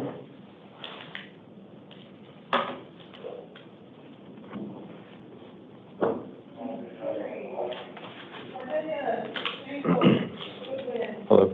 Keegan Harmon, 1989, or 7/28/1989. You can't be born the whole year, just one day. Okay. You're on a probation violation. You're on probation for possession of drug paraphernalia. You're alleged to have violated term 3. I appointed a lawyer for you. You'll also be at 201 West Jefferson at 8:30. Your probation revocation arraignment hearing on August 15th. All right?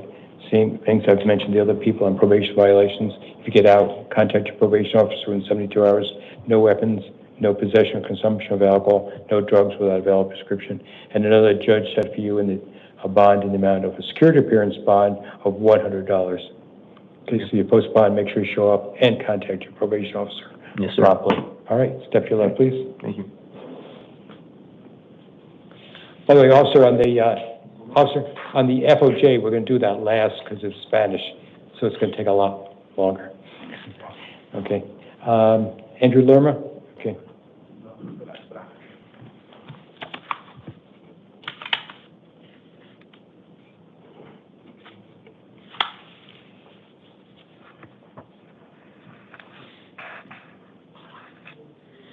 All right, so your name and date of birth, please. Andrew Lerma, 12296. All right, you got two cases. Let's deal with the probation violation, 2021-134-548. You're on probation for possession of drug paraphernalia. You're alleged to have violated terms 3 and 5. I appointed a lawyer for you. You'll have your revocation arraignment hearing at 201 West Jefferson, August 15th at 8:30. If you get out, contact your probation officer within 72 hours, no weapons, no alcohol, no drugs without a valid prescription. Another judge said bond for you in amount of $100. Now you have a new case for possession of narcotic drugs, class 4 felony, possession of dangerous drugs, class 4 felony, possession of drug paraphernalia, class 6 felony, criminal trespass in third degree, class 3 misdemeanor. I'm appointing a lawyer for you. Make sure you talk to your lawyer about this when you meet your lawyer here and tell him about the probation violation. So at a later date, they'll probably be put in the same courthouse. Because for this one, you'll have a status conference on August 14th at 8:30 and witness plum hearing on August 18th. But this one will be at 175 West Madison Street. The probation violation initially will be at 201 West Jefferson. Same release conditions as I mentioned. Bond is $100 security appearance bond. So there's a total bond of $200 security appearance bond. All right, step to your left, please. Brad Bell.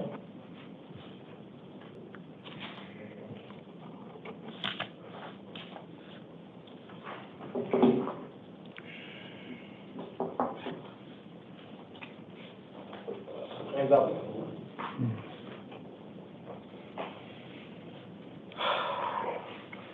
All right, sir. Good evening. Your name and date of birth, please. Brad Bell, 09/22/89. All right, sir.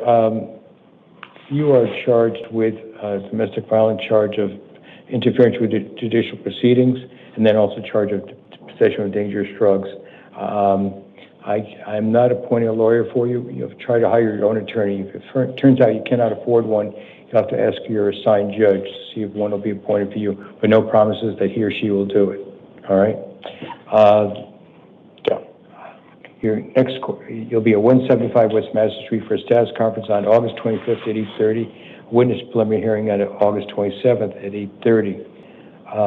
You're not to return to the scene of the alleged crime. You're not to initiate contact with alleged victim or victims. You must obey any orders of protection or orders against harassment that have been issued or will be issued. And I would tell you this, Mr. Bell, the state was asking for a $1,500 bond, but I'm going to release you to pretrial services. You'll be getting out in about 4 hours. The officers can give you a packet. It's your responsibility to read it because you have to contact pretrial services and obey their terms and conditions and do drug testing and monitoring. All right, if you don't do it, you'll have another warrant and you'll be back here. But make sure no contact with any alleged victim. Your Honor? Yeah. I'm not going to give you a long story. It's going to be very short. So I recommend, by the way, for anybody here, not to talk about the facts of the case today. And because also another reason is because everything's being recorded and it could be used against you at a later court date. And so if you say something, it might change my mind about releasing you. Okay. So you still want to talk about the case? Okay. You still want to talk? No. Okay, step to your left, please. Thank you, sir. You're a good man. William Glepler, I'm sorry.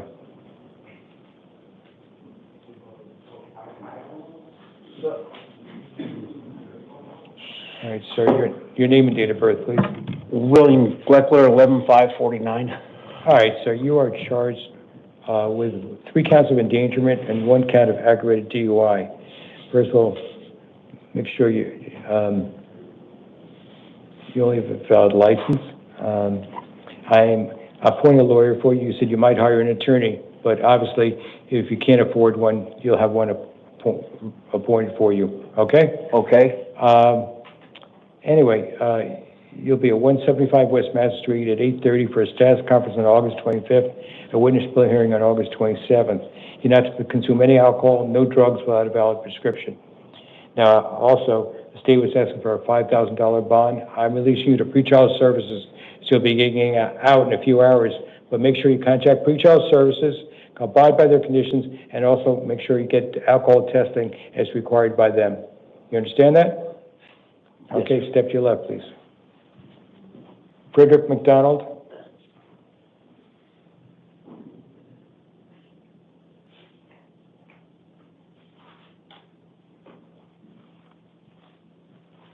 Hello, sir. Your name and date of birth, please. Frederick McDonald, 1578. Okay, I just want to double check one thing here, sir. Okay. Be right with you.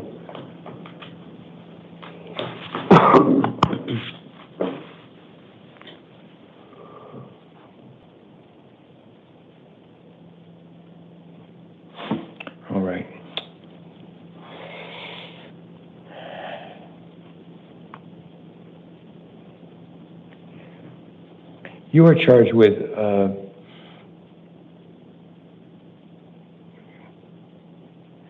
aggravated assault, a Class 3 felony, and disorderly conduct, a Class 1 misdemeanor. I'm appointing a lawyer for you. You're not to return to the scene of the alleged crime. You're not to initiate contact with any alleged victim or victims. No alcohol, no weapons. You're allowed to return one time to the scene of the alleged crime with a police officer on civil standby to pick up your personal effects. Your court dates will be at 175 West Madison Street on August 25th at 8:30. Witness preliminary hearing at this point, August 27th at 8:30. So don't lose your paperwork. Make sure you be there, else a warrant will issue. I'm agreeing with the state on their recommendation. They're recommending you be released to pretrial services. So make sure you contact them and be in compliance with them, so you'll be getting out in a few hours. All right, step to your left, please. All right, thank you, sir. Okay. Michael Brown.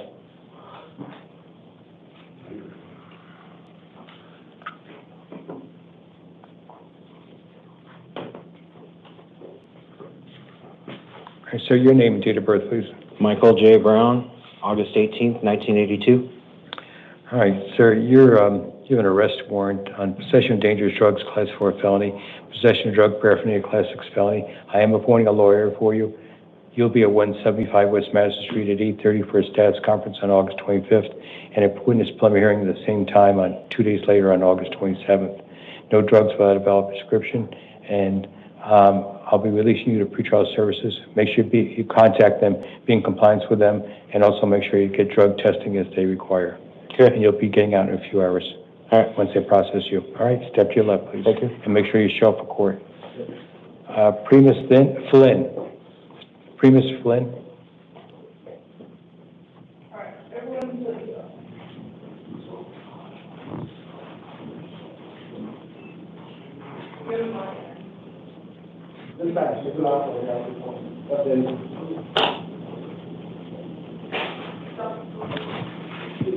The 15 through 10, they're hospital. What? 15, 9, 3, 4, 23, and 10 are hospital. Yeah, no, start with 15. Yeah, I know. You want me to get in? By the way, now? remember that, when we were talking about that last week, where is it? Yeah.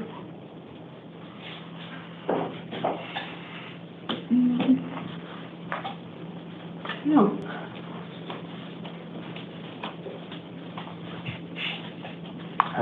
Oh, thank you. Oh, this? Oh, no. No, that's it. I don't steal it. I was like, Oh, yeah. is this it? Mm-hmm. Do you want me to get the interpreter now, or? Let's do Mr. Flynn first. He's a hospital. In the household. Oh, and we did Mr. Frederick McDonald?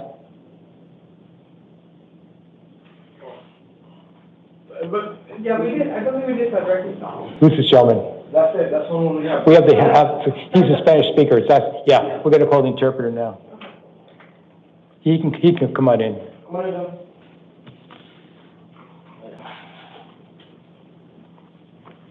Señor, estamos esperando el intérprete. Okay. Okay, interpreter.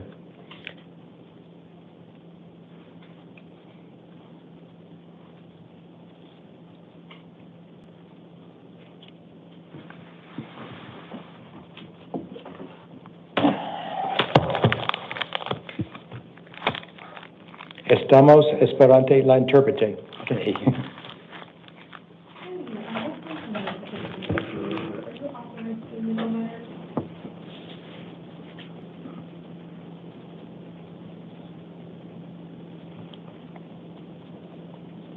Okay, would you be able to transfer me to someone else?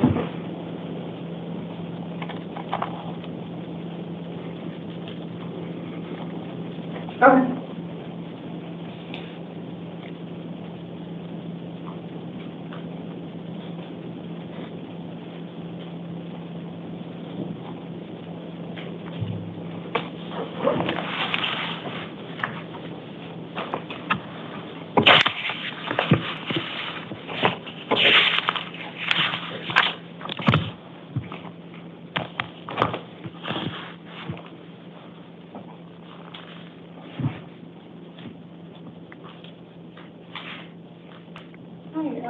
We're calling from Maricopa County Superior Court. Are you authorized to do legal matters?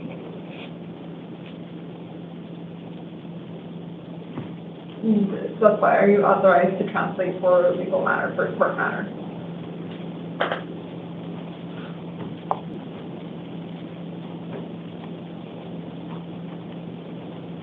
We're not, I'm asking you if you're able to translate for the court hearing.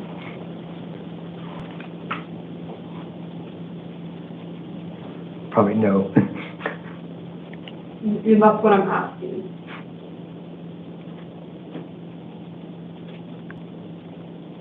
Okay, if you don't mind disconnecting, so I can try to find someone who's authorized to do it.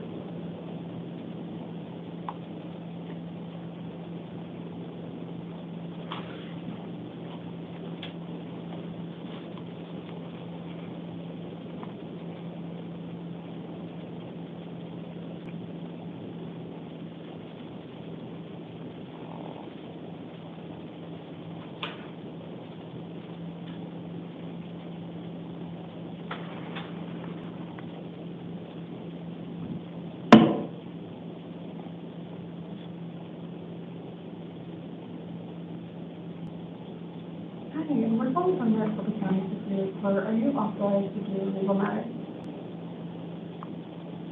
If you don't mind, just give me one brief moment. I'm going to go ahead and transfer the overhead, and then we'll come here to this to talk to the judge. Please hold disconnect. Thank you.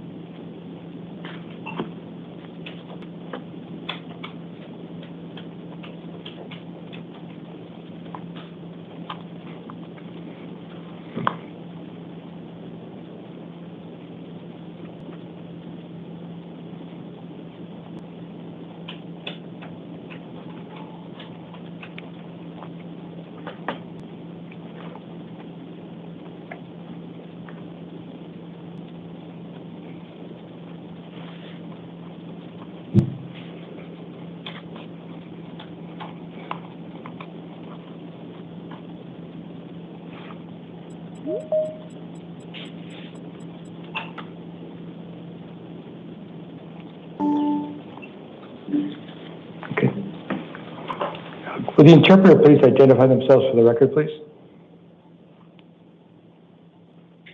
Hello, this is Mariel. I'm your Lionbridge Spanish interpreter, ID number 6301. I'm ready for instructions. Oh, okay, thank you. We can begin. Senor, your name and your date of birth, please. ¿Podría identificarse, por favor, su nombre y su fecha de nacimiento? José Brian Vallenillo Olivares, el 4/6/2003. Jose Brian Benillos, 4/6/2003. Okay. Sir, I don't think you'll need to bend down to speak. You just speak in normal voice, and if the interpreter cannot hear you, she'll ask you to repeat it. Señor, no creo que se tenga que agachar para poder hablar. Simplemente hable con una voz normal y ya después, si yo no le puedo escuchar, yo le pediré que repita. Okay. Is Spanish your primary language? ¿El español es su idioma principal? Sí, el único. Yes. Sí. The only Okay. one. All right. And do you need a Spanish interpreter to help you understand these proceedings? ¿Y necesita usted intérpretes en español para poder comprender estos procedimientos? Solo español. Yeah. All right. I will appoint a Spanish interpreter to assist you. Ok, vamos a estarle solicitando a un intérprete en español para que le esté asistiendo. Okay. Sir, a warrant has been issued by the state of Florida. They want you back on a warrant. Y señor, una orden ha sido emitida por el estado de Florida y ellos quieren que usted regrese con una orden. Did you have the opportunity to review that laminated card that's also in Spanish? ¿Tuvo el chance de hacer la revisión de la tarjeta laminada que también está en español? Sí. Sí. Okay. Did you understand it? ¿Usted comprendió? Sí. Okay. As I said, you have a warrant from the state of Florida. Como le mencioné, usted tiene una orden por parte del estado de Florida. You have a choice to make at this time.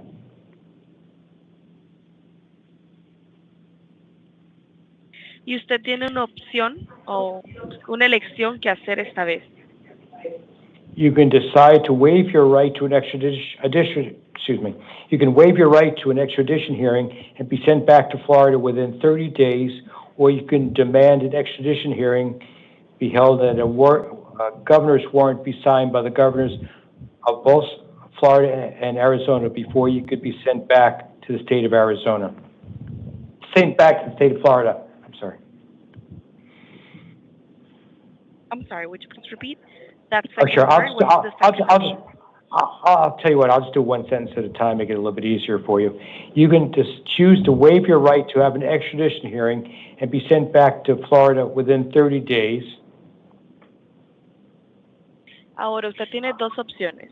Usted puede escoger para evadir el derecho de de tener una audiencia de extradición y ser enviado a Florida en los próximos 30 días. Or you can demand an extradition hearing and a governor's warrant be signed by the governors of both Arizona and Florida before you could be sent back to the state of Florida.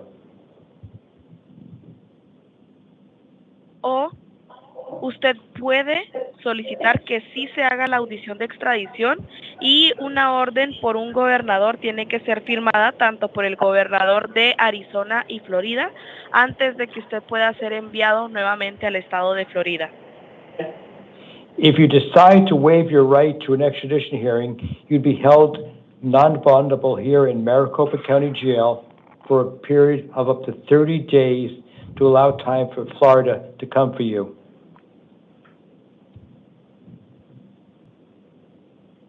Si usted decide evadir su derecho para una audiencia de extradición, a usted se le va a mantener aquí en la corte de Maricopa, en la prisión, por un periodo de 30 días para permitir que Florida venga por usted. That 30 days would start beginning tomorrow, as long as you don't have any criminal charges pending against you anywhere in Arizona. Los 30 días comenzarían el día de mañana con tal que usted no tenga ningún cargo pendiente criminal en contra de usted o en Arizona.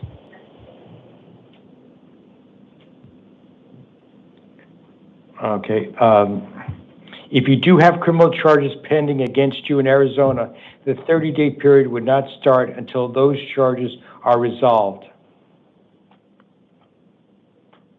Si usted llegase a tener algún cargo criminal pendiente en contra de usted en Arizona, el periodo de 30 días no comenzaría hasta que esos cargos sean resueltos.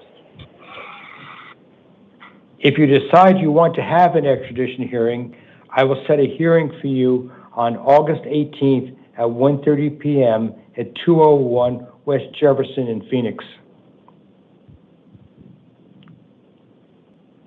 Ahora, si usted decide tener la audiencia de extradición, nosotros le estaríamos programando la audiencia para el 18 de agosto a la 1:30 en la 201 West Jefferson en Phoenix. I cannot appoint a lawyer to represent you because extradition matters are civil in nature, but you still have the right to hire your own lawyer if you want to.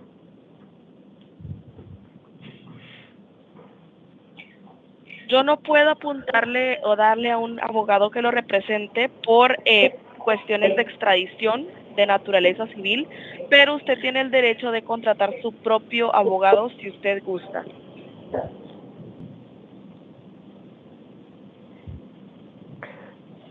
You are entitled to have bail be set, even though Florida is asking you to be held without a bond.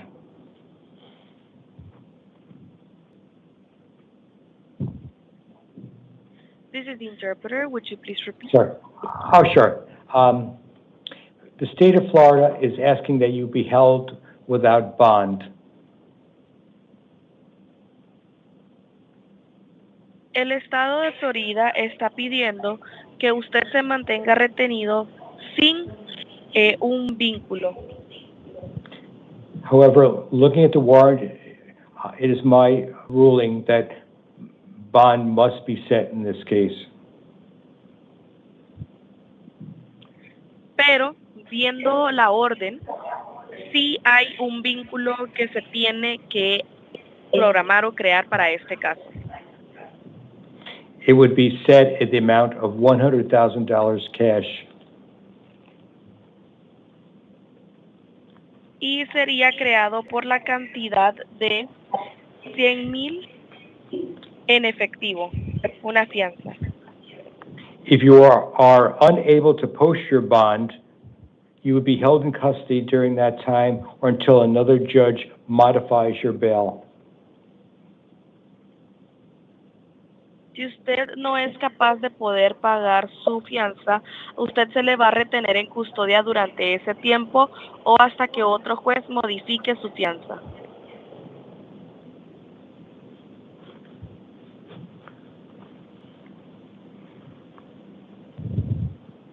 A governor's warrant signed by the governors of both Florida and Arizona is required to extradite you to Florida. That process could take up to 90 days.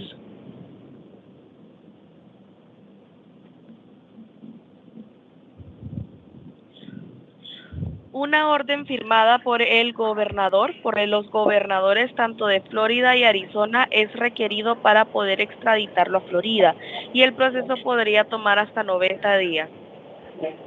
Do you know whether you want to have an extradition hearing or waive your right to an extradition hearing? ¿Sabe usted si le gustaría llevar a cabo la audiencia de extradición o le gustaría evadir el derecho a una audiencia de extradición? Pero extradición, ¿para dónde? ¿Para Florida?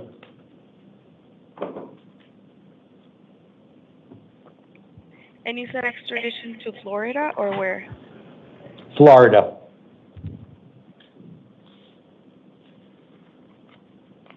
A Florida. Pero no, ¿me lo puede repetir que no lo entendí?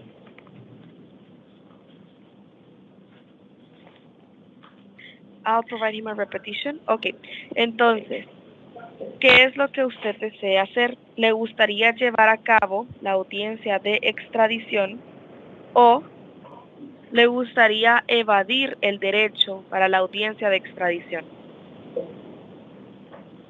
Y que ya el proceso más rápido.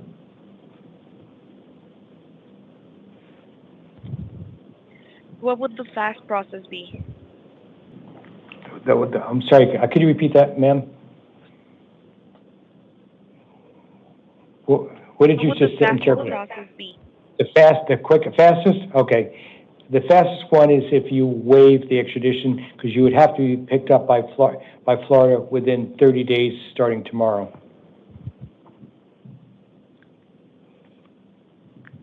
Okay, el más rápido sería si usted evade la extradición, porque usted tendría que ser recogido en Florida, después de un periodo de 30 días, comenzando el día de mañana, con tal no tenga historial criminal.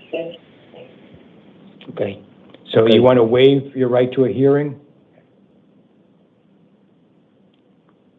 ¿Le gustaría evadir entonces el derecho a una audiencia? Sí. Okay. I'm going to ask you some questions now. Yes. I have to Le voy ask a you hacer some unas questions. preguntas ahora. Did you read the waiver of extradition paperwork in Spanish?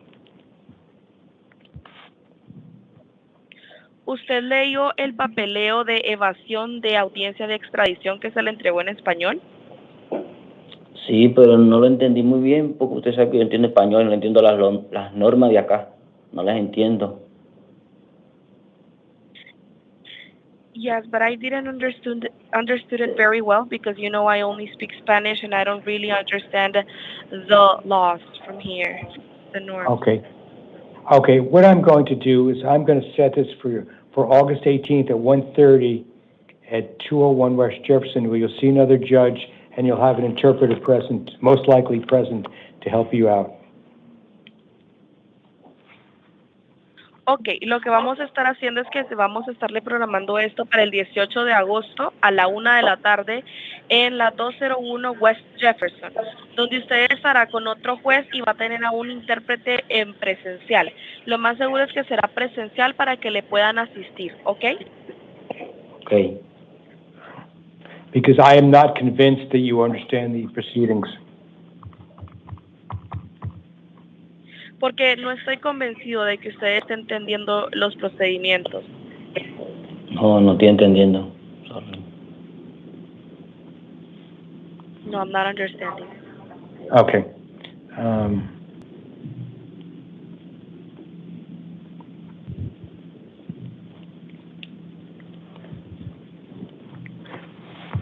Two minutes, he doesn't have to come over to see you now, right? If he's not gonna sign. Yeah, right. No, you have Yeah. to cancel that. Okay, did you get it signed for me? Okay, Senor, the officer will give you the paperwork in a second, but your next court date will be August 18th at 1:30. El oficial le va a estar dando un papeleo y quería hacerle saber que su siguiente fecha de corte va a ser el 18 de agosto a la 1:30. Okay. Thank you. Good luck. Ma'am, thank you very much for your help. Have a good evening. Thank you for calling Lion for your language needs. You do the same. Thank you. Okay. Let's go back on the house calls. We have Abdullah Jamil, who's exhibiting bizarre behavior. He's charged with assault, disorderly conduct, criminal damage, all Class 1 misdemeanors. Appointed a lawyer for him. That's out of the Arrowhead Justice Court. Next court date is August 13th at 8:30. Bond is set amount of $1,000. Can't return to scene of alleged crime. Initiate contact with the alleged victim. All right. We have Primus Flynn, who's had bizarre behavior. He's charged with 2 counts of disorderly conduct at Surprise City Court. I cannot appoint a lawyer for him due to the nature of the charge. His next court date is September 3rd at 1:30. I cannot initiate contact with the alleged victim. He'll be released on his own recognizance. Timothy Silvas is a house call because of being destructive. He's charged with possession of dangerous drugs, possession of drug paraphernalia, Class 4 and Class 6. He already has a lawyer appointed. He had a bench warrant. He'll be next in court on August 14th at 8:30, 175 West Madison. No weapons, no alcohol, no drugs, and his judge said bonded him a cash bond of $1,000. Then we have Anthony Bigelow, who's on suicide watch, charged with ag assault, serious physical injury. I don't find probable cause based on limited information. Also charged with aggravated assault, impeding breathing Class 4 felony, criminal damage Class 1 misdemeanor, disorderly conduct Class 1 misdemeanor. Appointing a lawyer for him. He'll be at 175 West Madison. Status conference August 14, 8:30. Witness prelim hearing on August 18th. Bond is set in the amount of $15,000 security appearance bond. You cannot initiate victim with the alleged victim or victims. No weapons, no alcohol, and no drugs without a valid prescription. Then we have Nia Wooten, who's she's also on suicide watch or unsafe behavior. All right, and she's charged with child sex trafficking, transporting, Class 2 felony, and child sex trafficking, knowingly trafficking in that. Both Class 2 felonies. Appointing a lawyer for her. I changed that. It didn't change. So I gotta edit that one.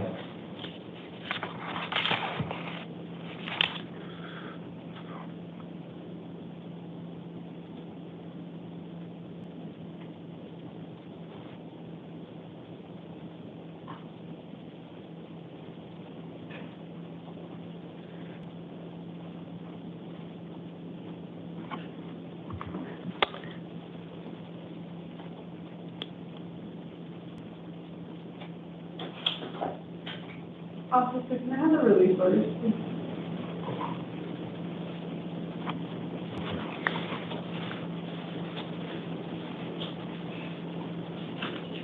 It's not letting me cancel it, by the way. I'm sorry, what was that?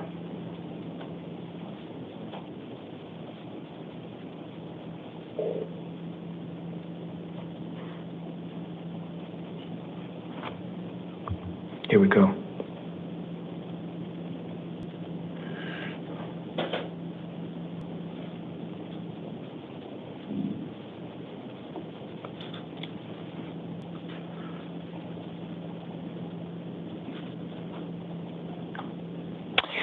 Bring it back, won't let me put it to pretrial services.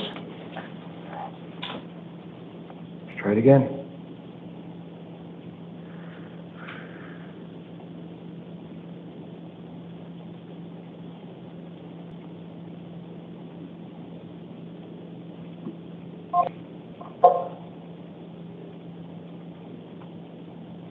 The interpreter has disconnected. To reconnect with your interpreter, press or say 1. To connect with a new interpreter, press or say 2. To select a different language, press or say 3. To connect with an operator, press. Okay, anyway, she'll be released to pretrial services. Her court dates are August 25th and August 27th at 8:30, 175 West Madison. Cannot return to the scene of the alleged crime, have any contact with any co-defendants. Okay, we are in recess in this matter. Okay.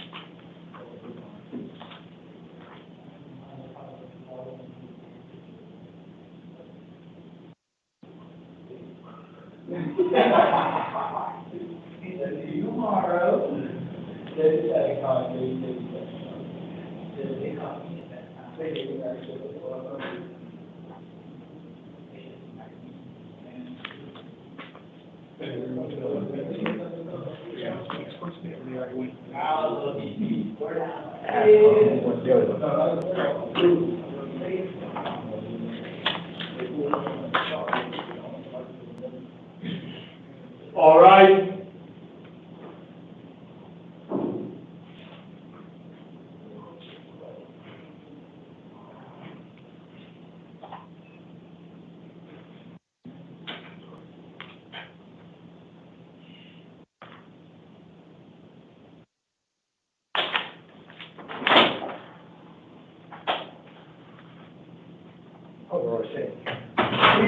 Thank you.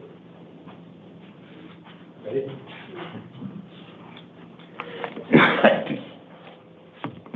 You doing interpreter matter last? Yes. Okay, good. All right, good evening, everybody. This is the 8 o'clock calendar. It's August 9th, 2025. I would tell you that the court orders for taking DNA and fingerprints that were given on the first calendar of this month shall apply to all matters on this calendar. When I call your name, stand behind the podium, give me your name and date of birth. If I do say you're on deck, that means you're sitting on the chair right outside the courtroom waiting to be called. I will not set forth all your release conditions because they'll be in your paperwork because you can respond, look at them there. And at a minimum, it will say no driving without a valid driver's license and no drugs. You can't possess drugs without a valid prescription in your name for that item. All right, if I do set a security appearance bond, you can go through a bondsman. It's my understanding they collect calls. Their names and numbers are on some of the walls in the jail. If you can't find it, please ask assistance from one of the officers. All right.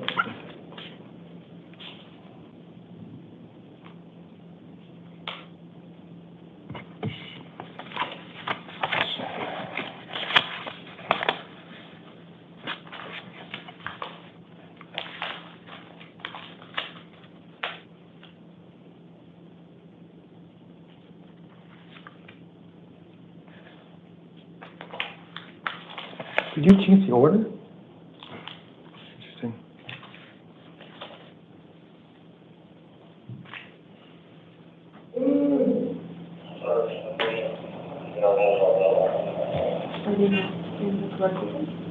Yeah, because 3803 is available. I'm going to change the order right now, by the way, a couple of them.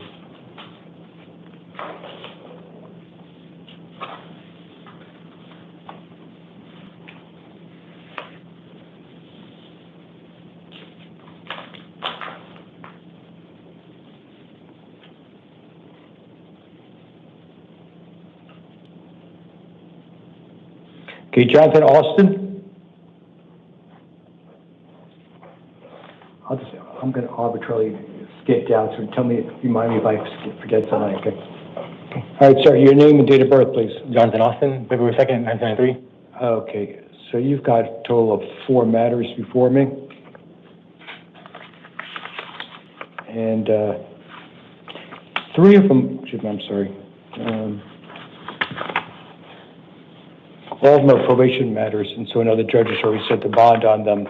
I'm appointing a lawyer for you, and you'll have the same court date for all of them, which will be at 201 West Jefferson on August 15th at 8:30 in the morning for a probation revocation arraignment hearing. Okay, it looks like you're on, let's just start with the first one, which is 2024-119784. You're on probation, possession of dangerous drugs. All of them, by the way, I should mention, you're alleged to have violated terms 3, 5, and 15. You're on probation for possession of dangerous drugs. And this applies to all 4 of them. If you get out, you have to contact your probation officer within 72 hours of release. Number 1, you can't possess any drugs without valid prescription. You can't consume or possess any alcohol and no weapons. All right.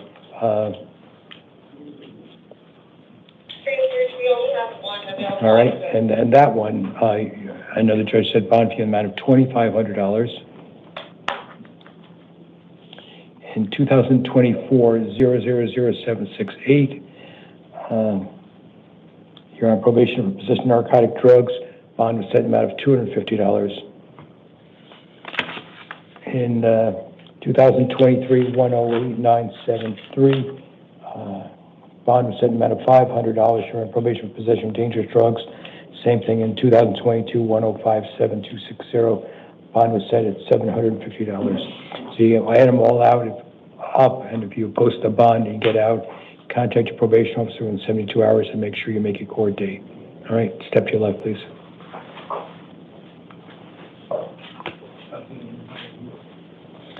All right, Amber Starks.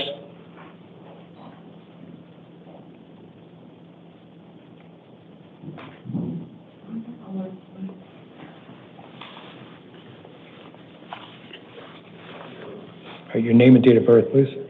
Amber Joe Starks, 12/24/1979. All right, you got a bench warrant at Superior Court with 2 counts of possession of dangerous drugs, 1 count of possession of narcotic drugs, both all class 4 felonies, and 1 class 6 felony possession of drug paraphernalia. You already have an attorney signed on the matter. Your court dates will be at 8:30 in the morning for a status conference on August 14th, and preliminary hearing set for August 18th, all at 175 West Madison. And your judge said bond for you in the amount of $500 security appearance bond. All right, if you post your bond, make sure you make your court, or else a warrant will issue and you can lose your bond. All right, step to your left, please.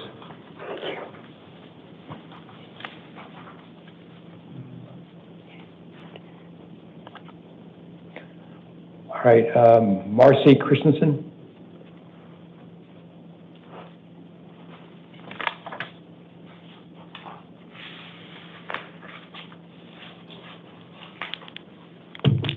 All right, your name and date of birth, please.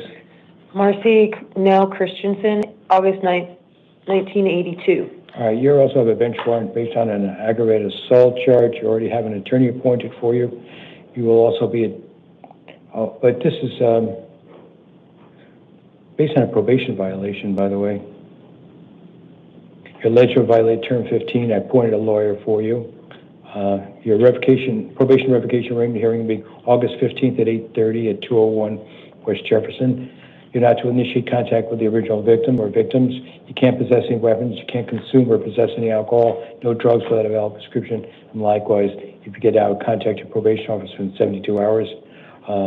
Your judge said bond the amount of $1,000. I'm sorry, can you? Sure. Your judge said a security appearance bond of $1,000. Okay, all the conditions will be on your paperwork. All right. And you, sorry, yes. sir, you said that was August 15th? Yes. Okay. At 8:30. Thank you. God bless. You're welcome. Okay. Carlos Castillo.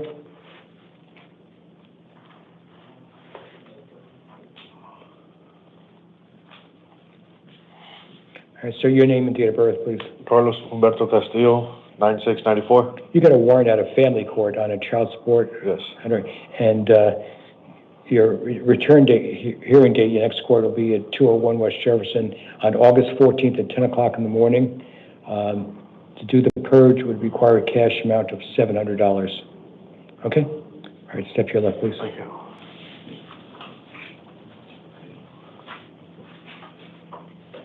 James Benner.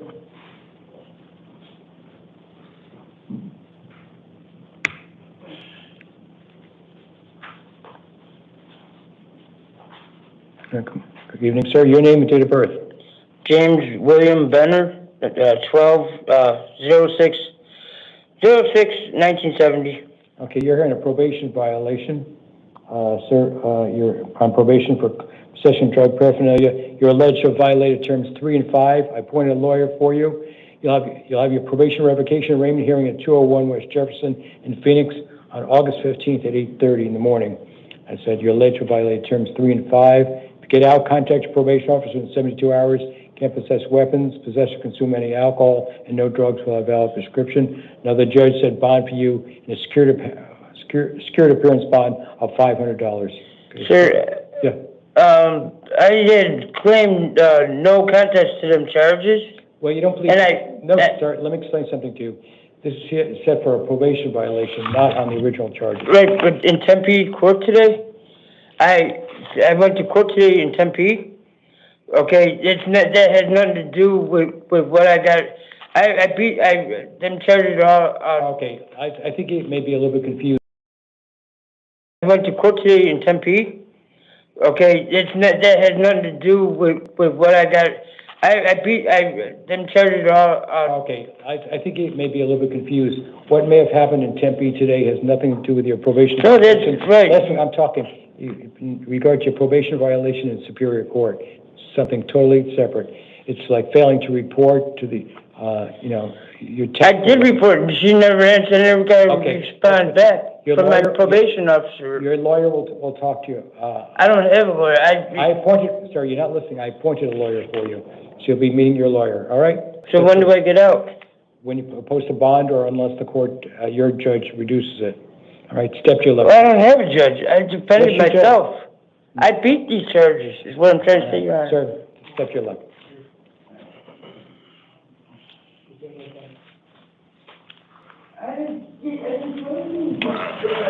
Angelina Johnson.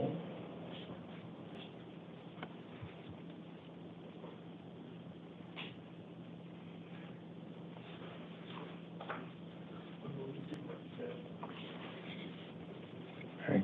Give me your name and date of birth, please. Angelina Johnson, September 1st, 2002. You're charged with one kind of aggravated assault.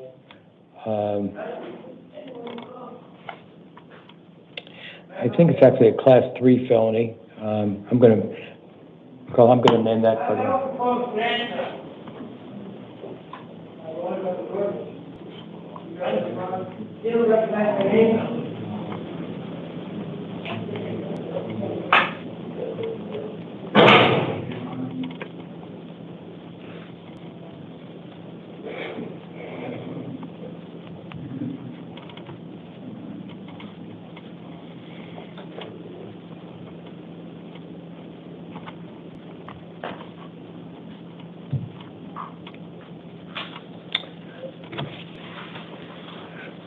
You can hear me now, though, right? Okay.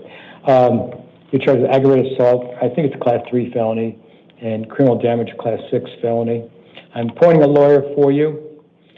Your court dates will be 175 West Madison Street at 8:30. Status conference on August 14th, and a witness preliminary hearing on 8/18.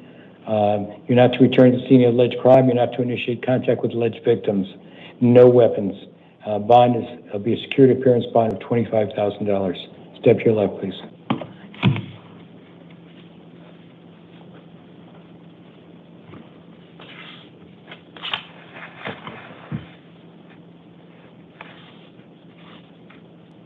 Let's go.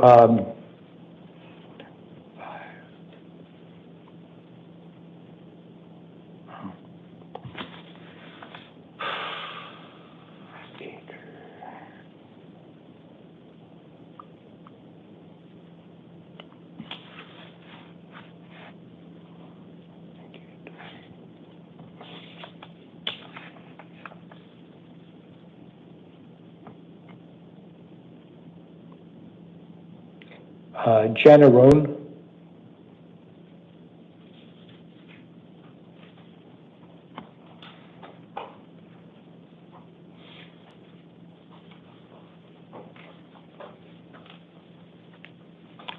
Your name and date of birth, please. Jana Roan, 3/16/1979. First of all, you have two matters before me. One is in Superior Court here in Maricopa County. You had an arrest warrant on 2 counts of aggravated DUI alleged to have occurred February 14, 2018. All right. I'm appointing a lawyer for you. Your next court dates will be at 175 West Madison Street at 8:30. Status conference is August 14th, and a witness preliminary hearing are scheduled for August 18th. You're not to consume any alcohol, no drugs without a valid prescription. Bond was set at the amount of $2,500 security appearance bond. Now, you also have a warrant at the Mayor Justice Court. Now, this is a different county. It's on a failure to appear and also a driving while license suspended.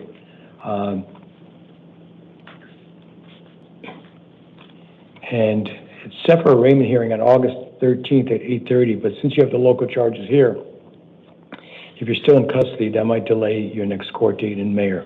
All right, so you may have to wait till this is all taken care of, unless you post bond on both matters, and you have to go up there, okay? And they said bond in the amount of $1,108, all right? So you can figure out your total bond, $2,608, security appearance bond. All right, step to your left, please.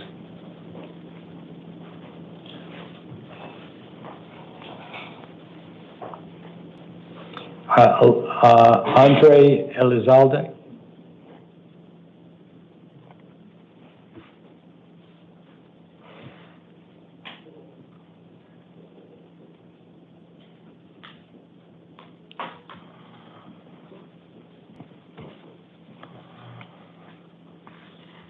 All right, so your name and date of birth, please. Andre Elizalde, 03/15/1990.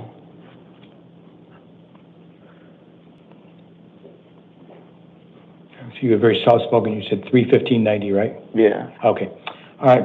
So you have two different probation violation warrants. On both of them, you're alleged to have violated terms 3, 4, 5, and 15. And I'm appointing a lawyer for both.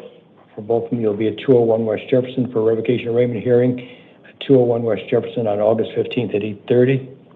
You can't possess any weapons. You can't possess, consume any alcohol. No drugs without a valid prescription. And if you get out, contact your probation officer within 72 hours of release. Now, in regard to the CR 2021-37465, Your judge set bond amount of, well, actually set bond in regard to both matters in $750. Your total bond is $1,500. I know you're on probation for possession of dangerous drugs and possession of drug paraphernalia. So you post your bond, make sure you contact your probation officer within the 72 hours and make sure you make it to court. All right, step to your left, please. Those are security appearance bonds.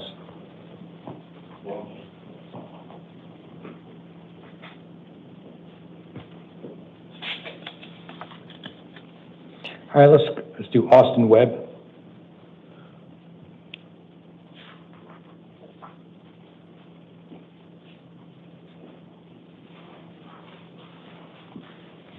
Sir, your name and date of birth, please. Austin Webb, 7199. All right, sir, you're charged with criminal damage, class 1 misdemeanor in Surprise City Court. The address will be on your paperwork. Make sure you show up for there. Because of the nature of the charge, I cannot appoint an attorney for you.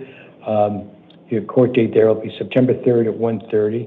You're not to initiate contact with the alleged victim or victims, but I'm going to release you on your own recognizance. It'll be about 4 hours or so before you get processed to get out. All right? But make sure you make your court dates. All right. Thank you, sir. Okay.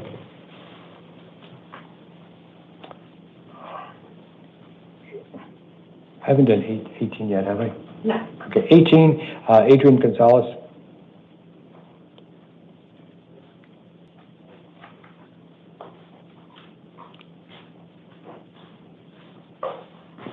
So your name and date of birth, please. Adrian Gonzalez, 10390. Okay, sir, you're on a bench warrant, basically on a probation matter. You're alleged to have violated terms 6, 7, 11, 12, 17, and 18. You're on probation for marijuana and shoplifting. Your revocation arraignment hearing will be August 15th at 8:30, and I'm appointing a lawyer for you. If you get out, contact your probation officer within 72 hours. Don't possess any weapons and no drugs without a valid prescription. Bond was set at the amount of $250 security appearance bond by a judge up in that court. All right? So Okay. step to your left. Post bond, make sure you show up.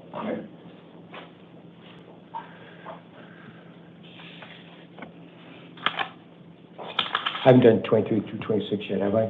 You're all caught up? I'm just going in the order it's in now, right? Okay. Eddie Armenta.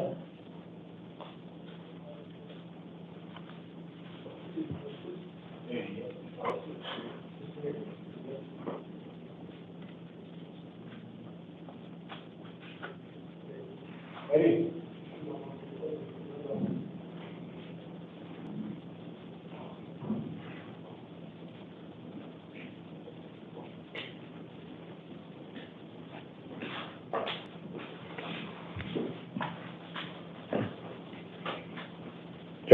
You're awake?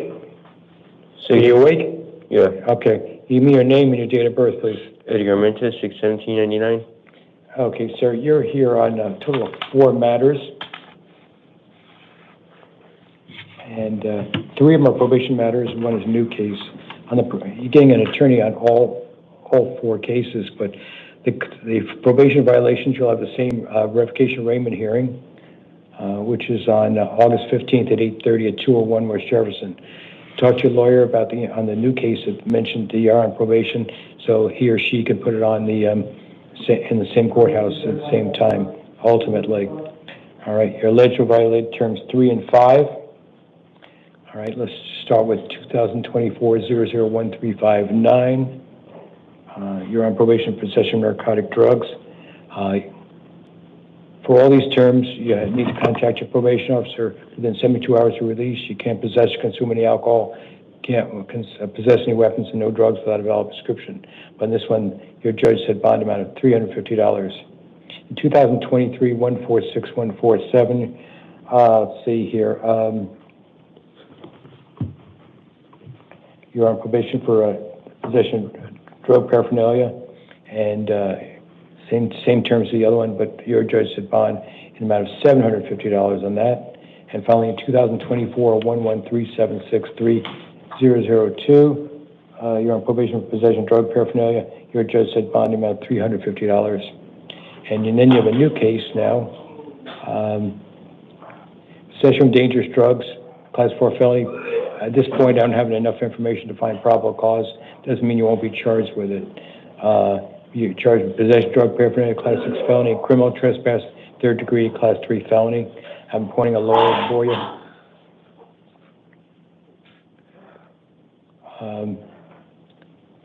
Same release conditions. Also, don't return to see any alleged crime or initiate contact with any alleged complainant or witnesses.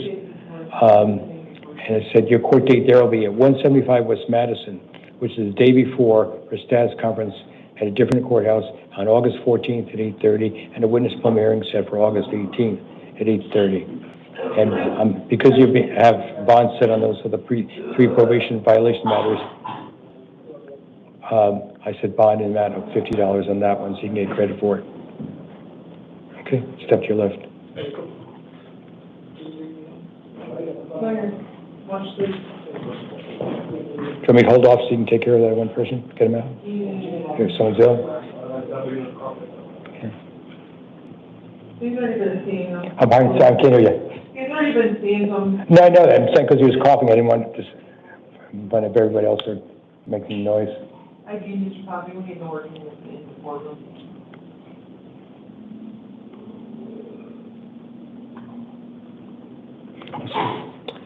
All right, Devin Graham.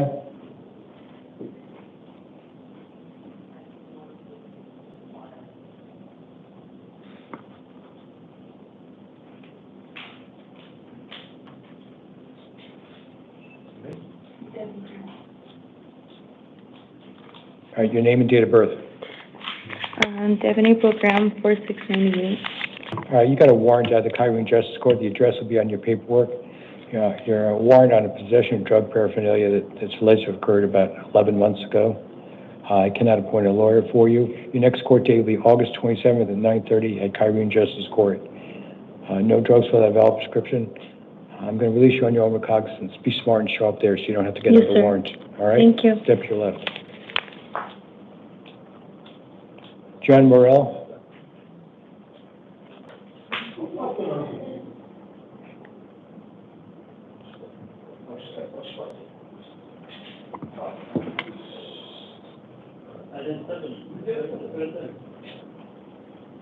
Something okay?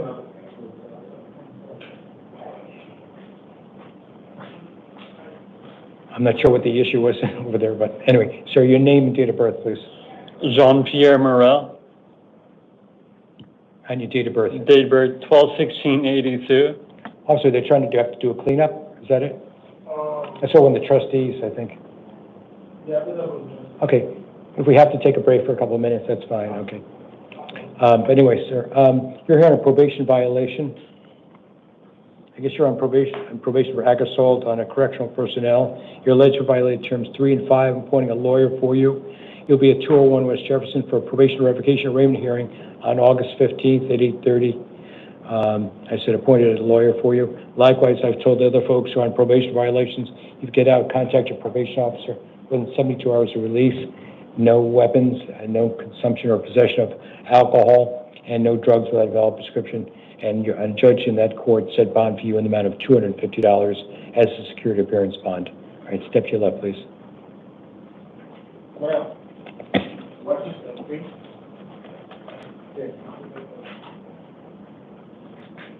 Is the trustee coming back? Is that it? Yes, Do you want me to wait 1 minute? Do Do you want me to wait until you clean up? Okay.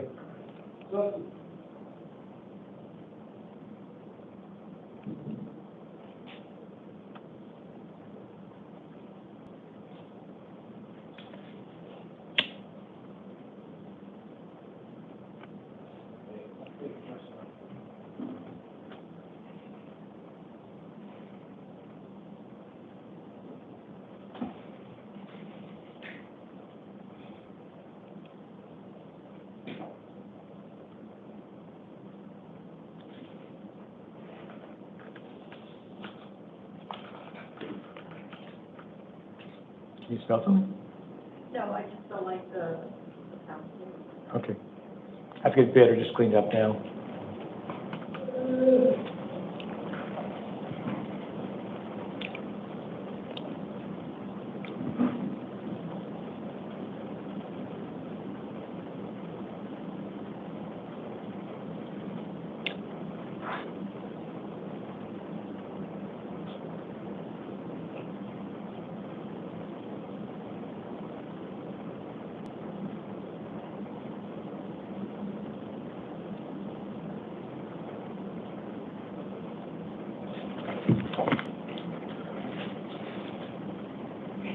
Let me know when you want me to start again.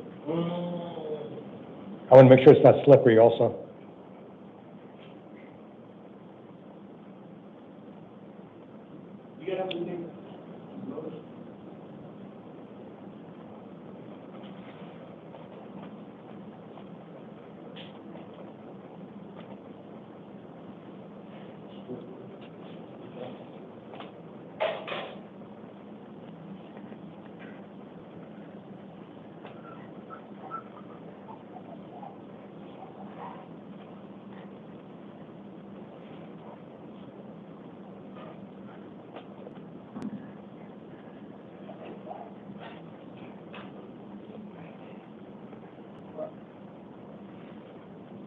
Okay. John Morrell. I'm sorry, not sorry, I mean Terry Barron, I'm sorry.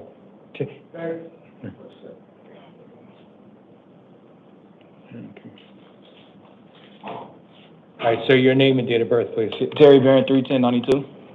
All right, sir, have you enjoyed your time here in the jail? Not really. I hope I didn't think so, because you got a warrant at a Goodyear City Court on driving a license suspended. It'd be a whole lot better if you show up for court there than having to spend the time here, wouldn't Okay, it? can you repeat that? I'm sorry. Sure. Wouldn't it be a lot better to show up for court rather than Yeah. have to spend the time here? Yeah. All right. On the release papers, it's going to tell you the address, Goodyear City Court. Okay. Be smart. Oh, yeah. Okay? It's driving a license suspended. You could be there on August 27th at 1 o'clock. Okay. All right?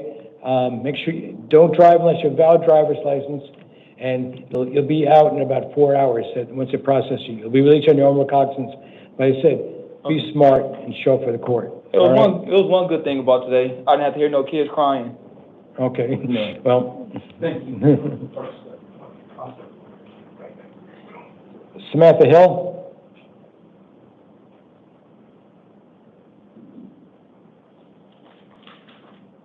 Watch slowly. We don't want anyone to get hurt. So when you go back out, just walk slowly, okay? Seriously. All right, your name and date of birth, please. Samantha Hill, 5/29/1999. You got a warrant at a Superior Court for possession of dangerous drugs alleged to have occurred October 27th of last year. I'm appointing a lawyer for you. Obviously, no drugs without a valid prescription. Your court dates will be at 175 West Master Street at 8:30 for a status conference on August 25th. At this time, a witness preliminary hearing is scheduled for August 27th at the same time. I'm going to release you. You'll be getting out in about 4 hours. But your pretrial services, read your paperwork. You've got to contact them to make sure you comply with their terms and do drug testing as they require. Otherwise, you go to court without having to come from here. Okay? Thank you so much. Okay. Have a good night. Okay. Espiro Flores.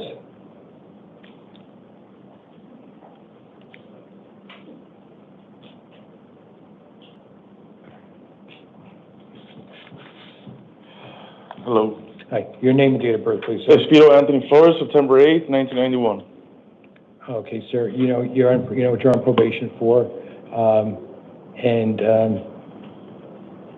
your next court date will be at 201 West Jefferson. Your probation revocation arraignment hearing will be August 15th at 8:30 in the morning. I appointed a lawyer for you. Your alleged to have violated terms 4 and 7. Actually, I got to check one thing, so we'll call you a little bit later, okay? Well, I'm going to recall your case. Okay, what is 4 and 7? What is the Okay, I'll explain it to you. Take a little more time. So slow down, sir. Walk slowly.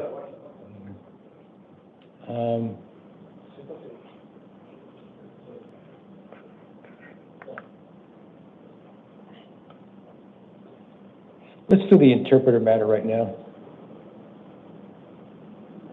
Capriles Winterman Tovar.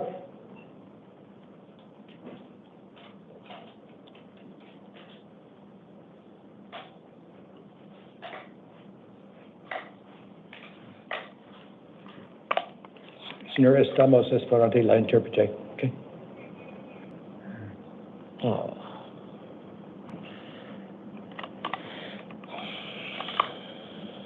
You can.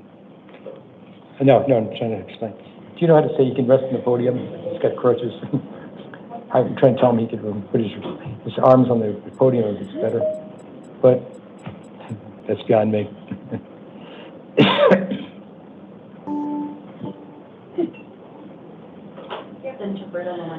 Oh, okay. Will the interpreter please identify himself on the record, please?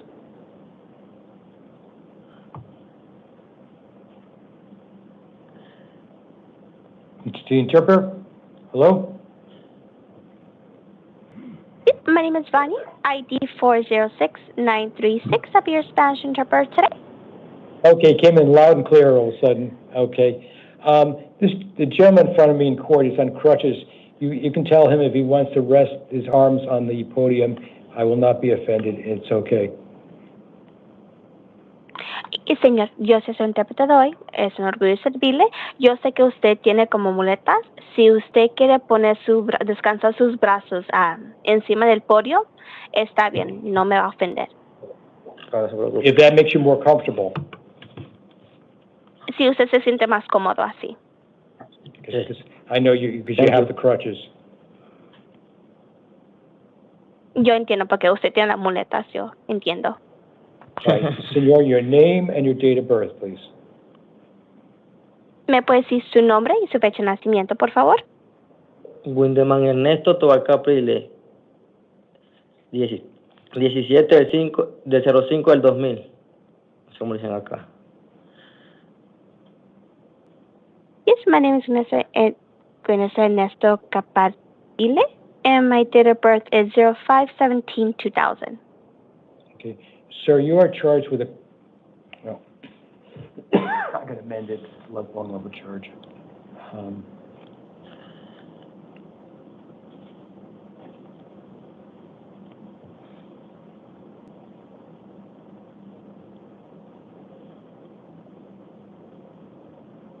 Okay.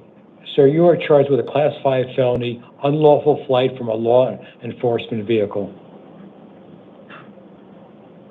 Pues, señor, el cargo suyo es un cargo, un delito grave, clase 5, que usted estaba huyendo un vehículo de oficial. I'm appointing a lawyer to represent you. Yo voy a poner un abogado para que lo represente a usted. Okay. Is Spanish your primary language? El español, ¿es su lenguaje primario? Español, sí. Spanish, yes. Okay. Do you need a Spanish interpreter to help you understand all the proceedings against you? Y usted necesita un intérprete que hable español para que pueda ayudarlo a usted, para que usted pueda entender toda la información que está siendo dirigida a usted. Sí, porque no entiendo. Could you hear him? Permítame un momento. Your Honor, I do. This interpreter speaking. He actually asked me if it's okay if I can repeat. He didn't understand. Yes, please. That's what I was saying. I thought you may not be able to hear him. You can ask him to repeat it. Sure. Sí, señor. Usted va a necesitar un intérprete que hable español para que pueda ayudarlo a usted en esta audiencia, para que usted pueda entender todo lo que nosotros le estamos diciendo a usted. Sí, porque no lo entiendo. ¿Usted me puede explicar, no? Yes. Traducir. Yes, because I would understand. Okay. I'm going to appoint the office of the court interpreter to provide a Spanish interpreter throughout your case. Muy bien, entonces aquí voy a poner al oficial de la corte para que puede poner un intérprete que hable español para que puede anotar la información suya del caso suyo. Your court dates will be at 175 West Madison Street in Phoenix. Sus citas en la corte van a ser en el 175 West Madison Street en Phoenix. ¿Cómo? Sus citas en la corte van a ser en la dirección del 175 West Madison Street en Phoenix. This will be on your paperwork. Pero esa información van a estar en sus papeles. Okay. You'll have a status conference on August 14th at 8:30 in the morning and a witness preliminary hearing on August 18th at 8:30.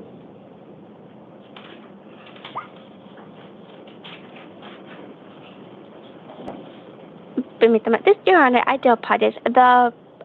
The one on August 14th, at what time would that be? Both are at 8:30 in the morning.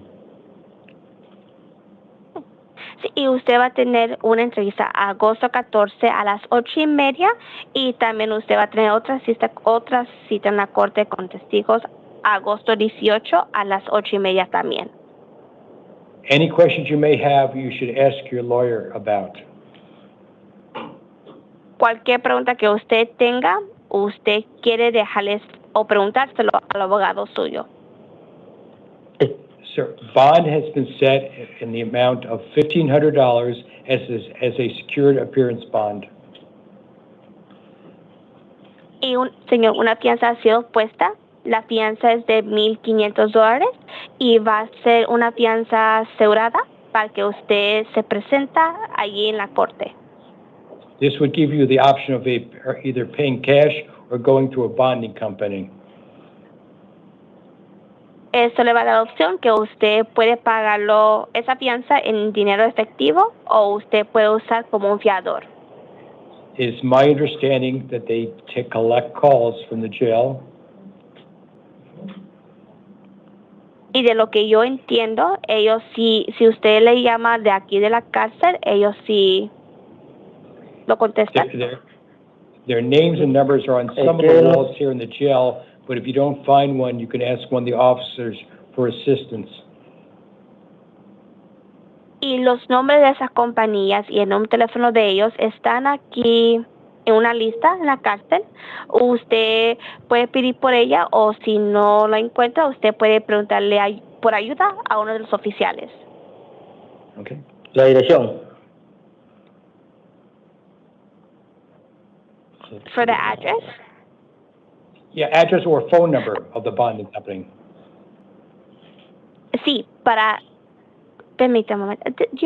This is the interpreter speaking, Your Honor. He did mumble underneath his breath that he didn't understand what I was saying. Is it okay if I repeat just to make sure he does understand? Sure. Señor, una compañía de fiador es una persona que le puede, si usted no puede pagar la fianza suya de $1,500 en dinero efectivo, hay una compañía que usted puede trabajar con ellos y ellos le pueden pagar la fianza a usted, pero usted tiene que llamarle a ellos. Y de lo que el juez entiende es que ellos sí, si usted le llama de aquí de la cárcel, ellos pueden contestar la llamada suya. Aquí en la cárcel hay una lista con los nombres de ellos y también el número de teléfono de ellos para que usted pueda llamar. Si usted no lo encuentra, usted puede dejarle saber a uno de los oficiales si le pueden dar esa lista para que usted pueda llamar. Y también ellos le pueden dar la dirección de ellos también. Okay. You understand? ¿Ahora sí entiende? No entendí, le entendí mucho y lo que le entendí fue que lo de la fianza, ¿no? Pero ahorita no tengo. Okay, yes, I didn't quite understand a bit, but I did understand now about the bond, but I don't have enough to pay for it myself now. Okay. All right. The officers will tell you where to go right now. Okay. Muy bien, entonces los oficiales van a dejar saberle a usted dónde usted tiene que ir. Muchas gracias. Good to know. Okay. The interpreter, thank you very much. You have a wonderful evening, all right? Take care. Thank you so much for your services. Have a good night. Take care. Okay. Bye-bye. Sir? Okay. Wait. Whoa.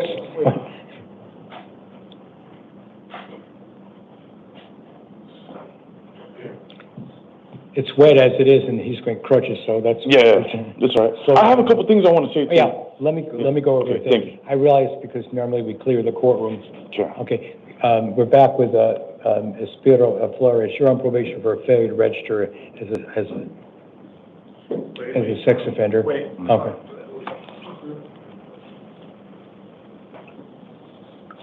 And I'm appointing a lawyer for you. And I'll go read to you what those terms are in a second, okay? It's all good, officer? Yes. Okay. Let's go over, and if I didn't mention, I appointed a lawyer for you, and let's see here. Okay. give me 1 second here. And by the way, your lawyer is the one who can give you advice. I cannot give you legal advice, so a little limited in regard to that. All right.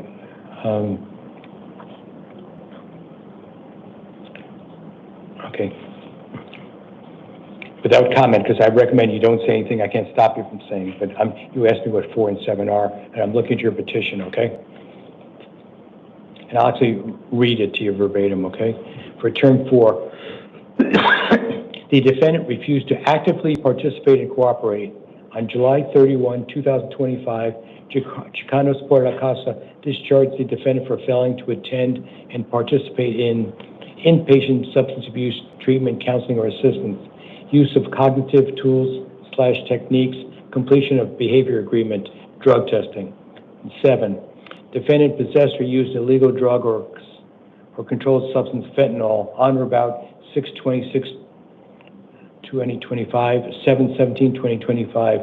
Number of drug tests completed 7. Number of drug tests missed 2. Number of positive drug tests 2. Number of negative drug tests 3.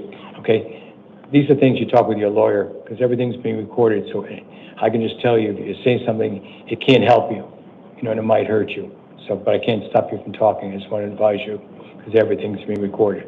Okay, because that was your question you had before, what those terms were. All right.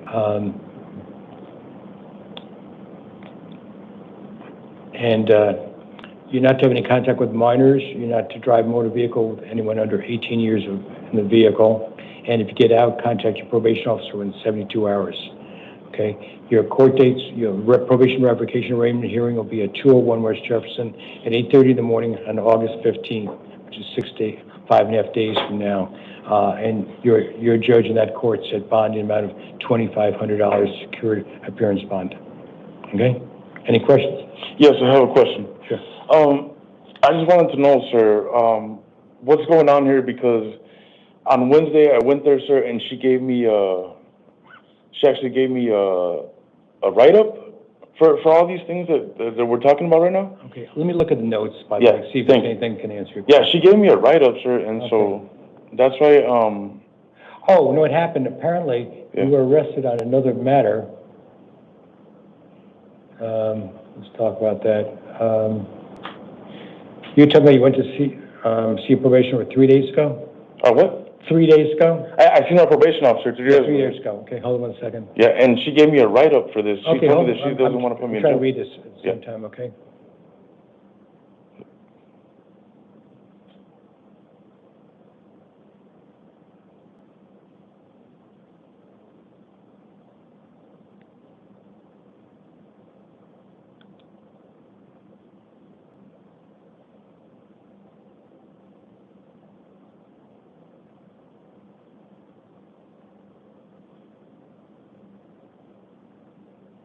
Okay. She verbally directed you not to enter any unknown residence and to obtain prior approval, which you acknowledged. Homeless housing resources were provided to you to utilize, and the officer provided you with behavior reports, and you were escorted out of the building. Okay, that's pretty much what you're saying.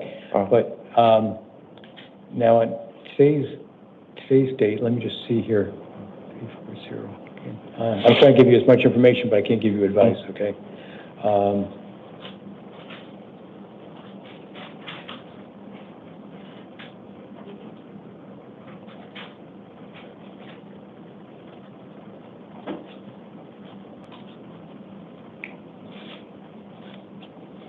We'll start with limited information. I cannot give you anything additional information. That's why your lawyer will have to research that for you. Okay?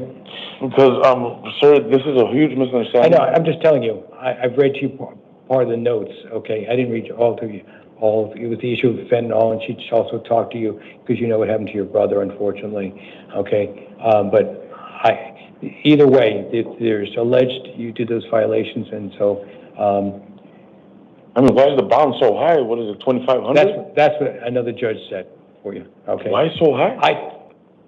I didn't say that. It's so a probation I don't know. It's not a new charge. Okay. You could listen. On some probation violations, it could be no bond at all. Okay. I mean, which you can't get out. But your judge said a bond amount of $2,500, and that's all I know. All right. So you would step outside, please. I need to talk to a couple other people, sir, something's going on here. Let's now the house calls on Roberto Mesa, was house call because he was not following instructions. He's charged with,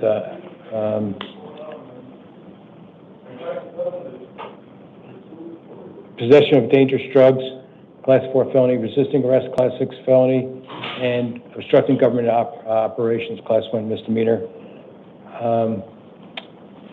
You know, I'm going to just amend it. I'll just appoint a lawyer for him because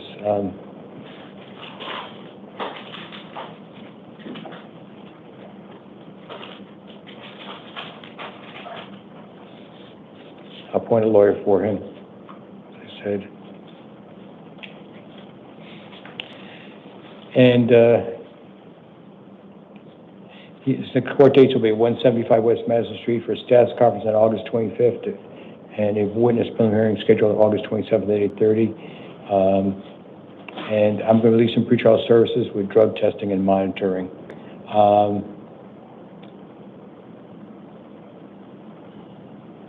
Oh, 2 was an add-on as a house call. It wasn't on my initial list. Yes, it was, number 1 for not calling orders, and then number 2, 3, 4, the individual. Oh, it's the same person. I'm sorry. Just number 4. I'm sorry.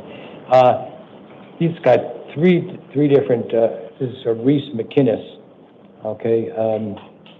One matter is they're all warrants of the San Marcos Justice Court. One for excessive speed, and the other 2 are driving while license suspended. I cannot appoint a lawyer for him. His court dates will be August 26th.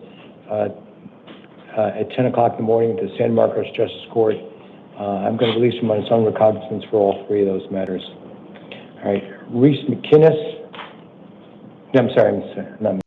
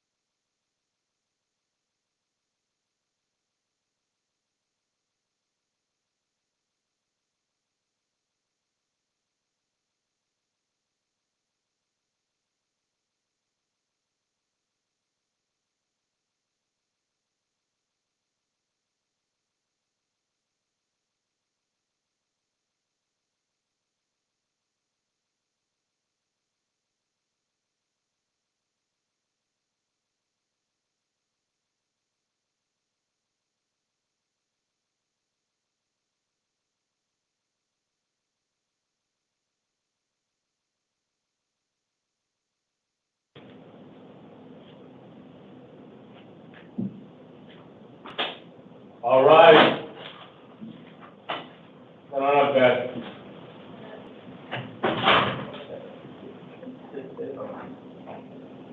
Thank you. Please be seated. This is the 11 p.m. calendar on August 9th, 2025. Orders are given on the 1st of the month regarding the taking of DNA and fingerprints. Those orders remain in effect today. What that means for you in the courtroom is this: not every single one of you has to give your DNA or your fingerprints. If you have to do that, those orders will be on your paperwork. My name is Commissioner Beck. I'm here to do a few things for you. Number 1, I'm here to let you know why you're here. Number 2, if you might be released. Number 3, if you're going to be assigned an attorney.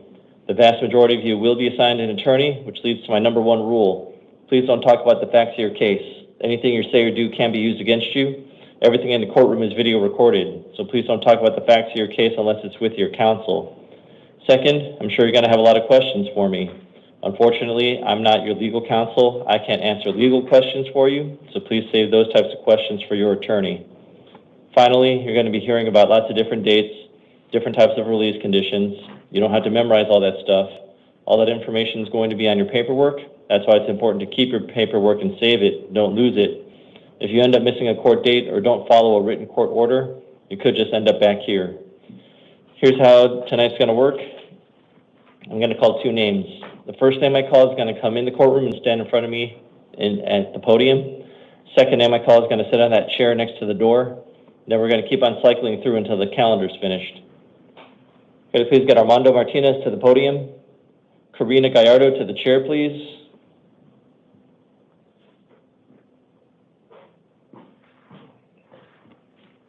Name and date of birth, please. 11/08/2000, Armando Martinez. Thank you. You're here today on an out-of-county warrant and a Superior Court new case. Let me talk to you about your out-of-county warrant first. I'm assigning you an attorney. Your next court date is August 13th. That's at the Coconino County Superior Court. I'm affirming the bond set by the judge up there. It's a $25,000 secured appearance bond. Then you also have a new case. You've been arrested for 2 counts of shoplifting with an artifice, Class 4 felonies. 3 counts of shoplifting as a Class 1 misdemeanor as a removal of goods. 2 counts of shoplifting as Class 1 misdemeanors as concealment of goods. I'm assigning counsel. Your next court dates are August 14th and August 18th in the Downtown Superior Court, setting a secured appearance bond of $5,000. If you're able to bond out on all your cases, you're not to return to the scenes of the crime, no contact with any of the victims or witnesses, and you're not to possess any weapons, drugs, or alcohol. Please step to your left for your paperwork, sir. Karina Gallardo to the podium. Lucas Orff to the chair, please.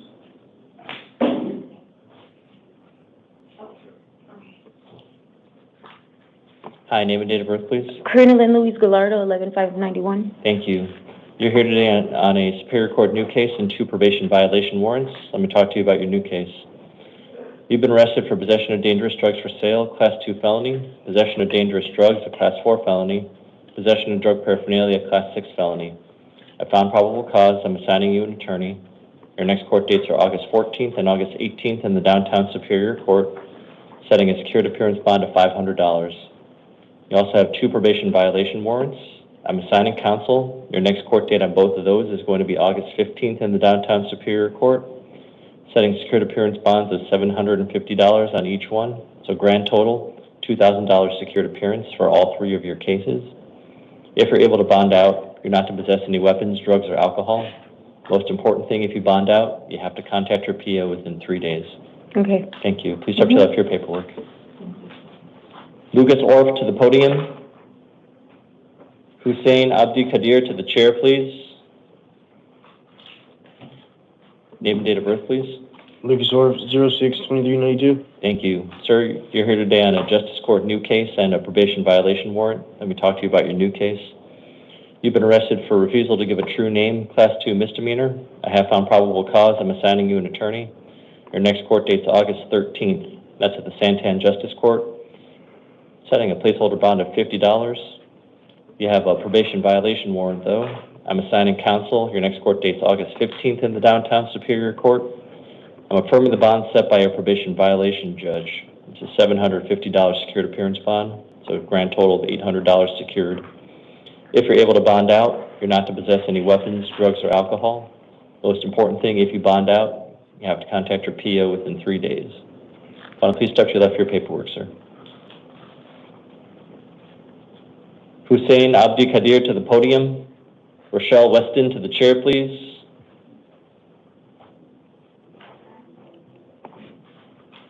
Name and date of birth, please. Hussein Abdi Kadir, 09/28/1999. Thank you. You're here today on a failure to appear warrant. I'm not assigning you a new attorney. You're going to go back to your original attorney. Your next court date's August 15th. That's at the Downtown Superior Court. Affirming the bond set by your original judge. It's a $1,000 secured appearance bond. If you're able to bond out, you'll be placed on pretrial services supervision with an electronic ankle monitor. Furthermore, if you bond out, you're not to possess any weapons, drugs, or alcohol. Please step to your left for your paperwork, sir. I have to call a warrant, please.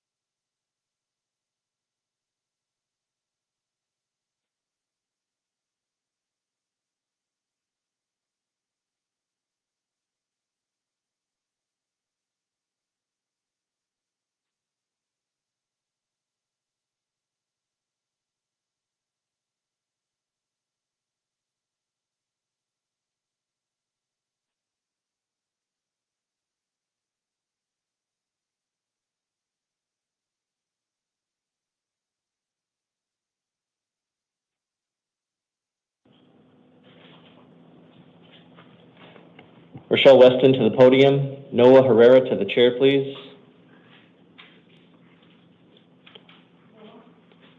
Name and date of birth, please. May 10th, 1995. Name, please.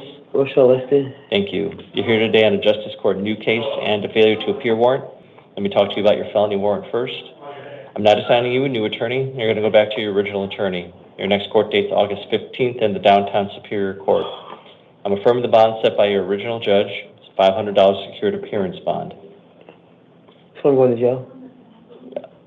1 second. You also have a Justice Court new case. You've been arrested for false reporting to law enforcement, a Class 1 misdemeanor.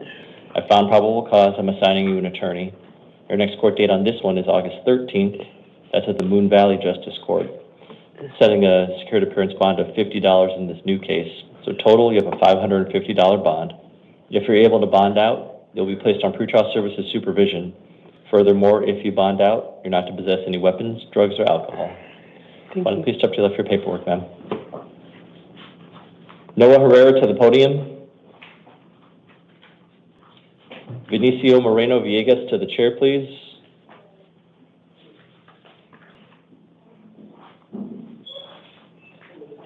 Name and date of birth, please.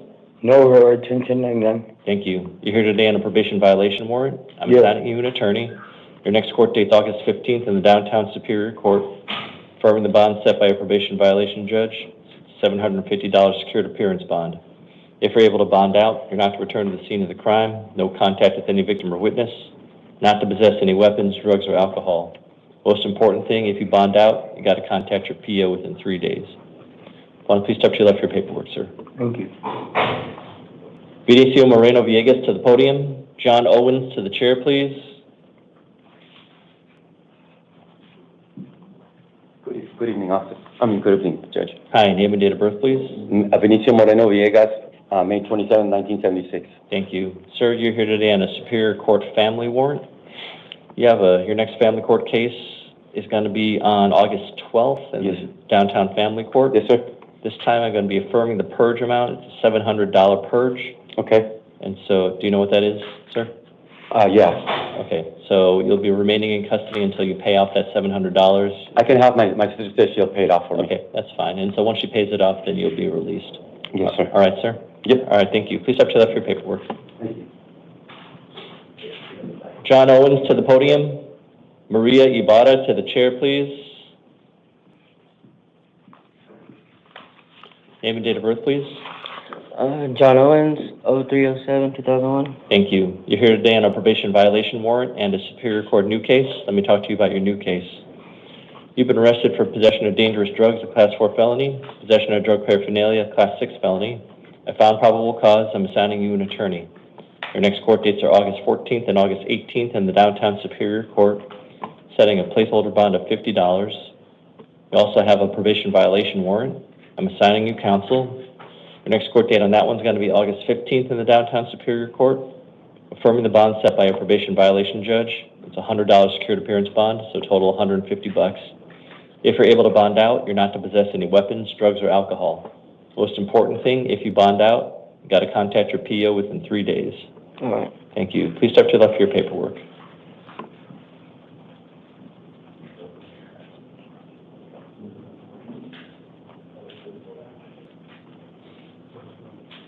Were you able to bring out Mr. Gonzalez, who's not a house call anymore?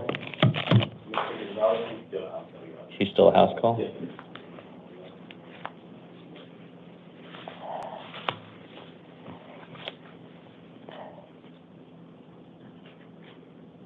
What about Mr. Serlin? Is he still a house call? Jeffrey Serlin? No, looks like he's here. Okay. Mr. Serlin, to the chair, please. Hi, ma'am. Could I have your name and date of birth, please? My name is Maria Ibarra, and birth date is 12/16/84. Thank you. You are here today on a Justice Court warrant. I'm assigning you an attorney. Your next court date's August 13th. That's at the White Tank Justice Court. I'm reducing your bond down to $50. If you're able to bond out, you're just not to possess any weapons, drugs, or alcohol. Okay, I have another question. Sure. I was about to call the homeless court to squash a warrant, to squash this warrant, I was going to do it Monday, to have the weekend, clear off or whatever. But I was wondering if I would be able to take the time that I've already spent in jail for this case.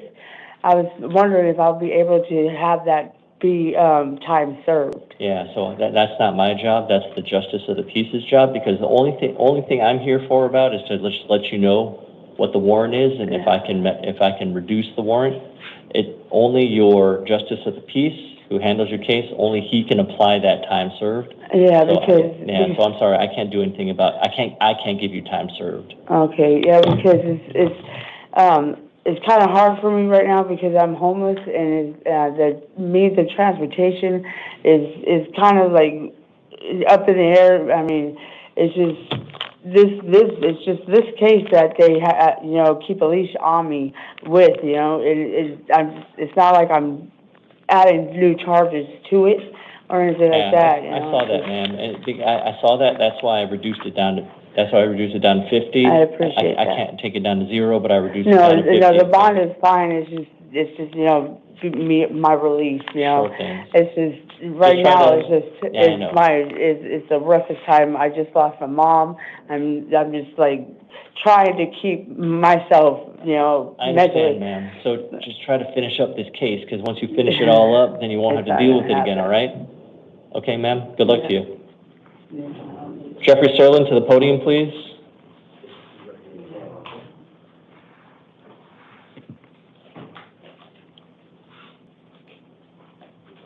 Hi, name and date of birth, please. Jeff Serlin, 11/14/69. Thank you. Sir, you're here today on a Superior Court new case. You've been arrested for possession of dangerous drugs, a Class 4 felony, possession of drug paraphernalia, Class 6 felony, driving on a suspended license, a Class 1 misdemeanor. I found probable cause. I'm assigning you an attorney. Your next court dates are August 25th and August 27th in the downtown Superior Court. Upon your promise to appear, I'll be releasing you today. There's some conditions to your release. Sir, you're not to possess any weapons, drugs, or alcohol, and you cannot drive a motor vehicle. Do you understand these conditions? Yes. Yeah, I need to hear yes or no. Yes. All right. And do you promise to follow these conditions? Yes, sir. And do you promise to appear on August 25th and August 27th at the downtown Superior Court? Yes, sir. And you understand if you don't show up, they'll issue a warrant for you? Yes. All right, sir. Upon your promise to appear, I'll be releasing you on your own recognizance. You'll be out in about 4 to 5 hours. All right, thank you. Please step to your left for your paperwork. For the last 1, 2, 3, 4, 5, 6 individuals, I'll be visiting them back at their cell. They pose a risk of harm to themselves or to others. Jonathan Gonzalez, date of birth 9/4/91, is here on a Superior Court new case, arrested for 2 counts of aggravated assault, Class 3 felony, 2 counts of criminal damage, Class 1 misdemeanor. I found probable cause. I'm assigning counsel. Next court dates are August 14th and August 18th in the downtown Superior Court. Setting secured appearance bond of $50,000. If he's able to post bond, pretrial services supervision with the electronic ankle monitoring. Furthermore, if he bonds out, not to return to the scene of the crime, no contact with any victim or witness, not to possess any weapons, drugs, or alcohol.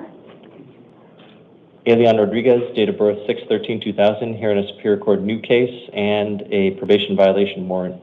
As to his new case, arrested for disorderly conduct with a weapon, Class 6 felony, disorderly conduct, Class 1 misdemeanor. I found probable cause. I'm assigning counsel. Next court dates are August 14th and August 18th in the downtown Superior Court. Setting secured appearance bond of $25,000. If he's able to bond out, not to return to the scene of the crime, no contact with any victim or witness, not to possess any weapons, drugs, or alcohol, must contact his PO within 3 days. As to his probation violation warrant, I'm assigning counsel. Next court date is August 15th in the downtown Superior Court. Setting a secured appearance bond of $500, same conditions of release. Jaron Dodson, date of birth 9/15/87, is here on a municipal court new case and a Superior Court arrest warrant. As to his municipal court case, he was arrested for disorderly conduct, Class 1 misdemeanor, criminal damage, Class 1 misdemeanor, resist arrest, Class 1 misdemeanor. I found probable cause. I'm assigning counsel. Next court date is August 12th at the Peoria City Court. Setting a secured appearance bond of $500. He also has a Superior Court arrest warrant. Probable cause is previously found for criminal damage, Class 5 felony, leaving the scene of an accident, Class 1 misdemeanor, driving on a suspended license, Class 1 misdemeanor, alleged to have occurred back in October 2024. I'm assigning counsel. Next court dates are August 14th and August 18th in the downtown Superior Court. Setting secured appearance bond of $500. If he's able to post bond, pretrial services supervision with alcohol testing and monitoring, not to return to the scene of the crime, no contact with any victim or witness, not to possess any weapons, drugs, or alcohol, must follow any orders of protection that are issued against him. Baltasar Saucedo, 7790, here on a failure to appear warrant. Those two are in here. Who's here? Balthazar Salcedo and Rogelio Urias, they're both in here. You mean Rogelio Moreno? Yes. They're here, all right. Those two are.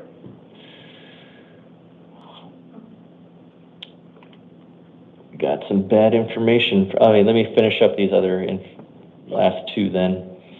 Miguel Serna, date of birth 4/12/91, is here on a Superior Court arrest warrant. Probable cause is previously found for resisting arrest, Class 6 felony, obstructing a public thoroughfare, Class 2 misdemeanor. Alleged to have occurred back in June of 2024. I'm assigning counsel. Next court dates are August 14th and August 18th in the Downtown Superior Court. Affirming the bond of $1,000 if he's able to post bond, pretrial services supervision, not to return to the scene of the crime, no contact with any victim or witness, not to possess any weapons, drugs, or alcohol. Princess Walker, 12/8/94, here on a Superior Court new case. Arrested for aggravated assault, Class 5 felony, resisting arrest, Class 6 felony. I have found probable cause. I'm assigning counsel. Next court dates are August 14th and August 18th in the Downtown Superior Court. Setting secured appearance bond of $500 if she posts bond, pretrial services supervision. Not to return to the scene of the crime, no contact with any victim or witness, not to possess any weapons, drugs, or alcohol. After I visit with these individuals back at their cell, if I'm to make any changes to these release conditions, I will come back on the record to make those changes. Baltasar Saucedo to the podium. Rogelio Moreno to the chair, please.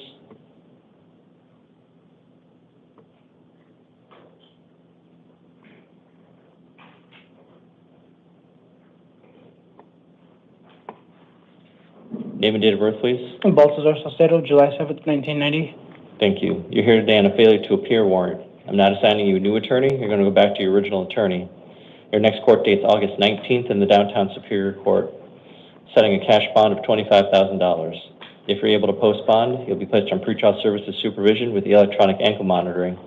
Furthermore, if you bond out, you're not to return to the scene of the original crime. No contact with any co-defendants, and you're not to possess any weapons, drugs, or alcohol. Please step to your left for your paperwork. I had a quick question. I had a threat on my life from the co-defendants.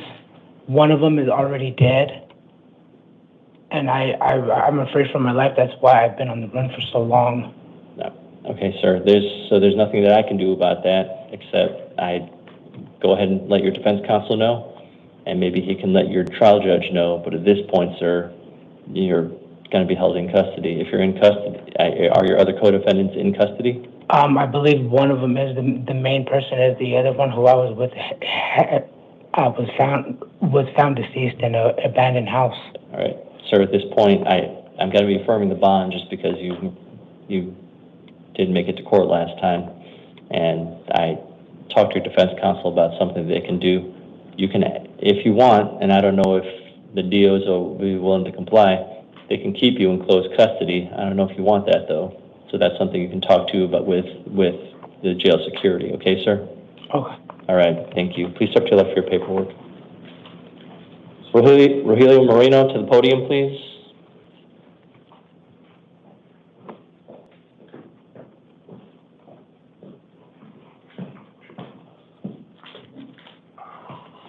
Hi, name and date of birth, please.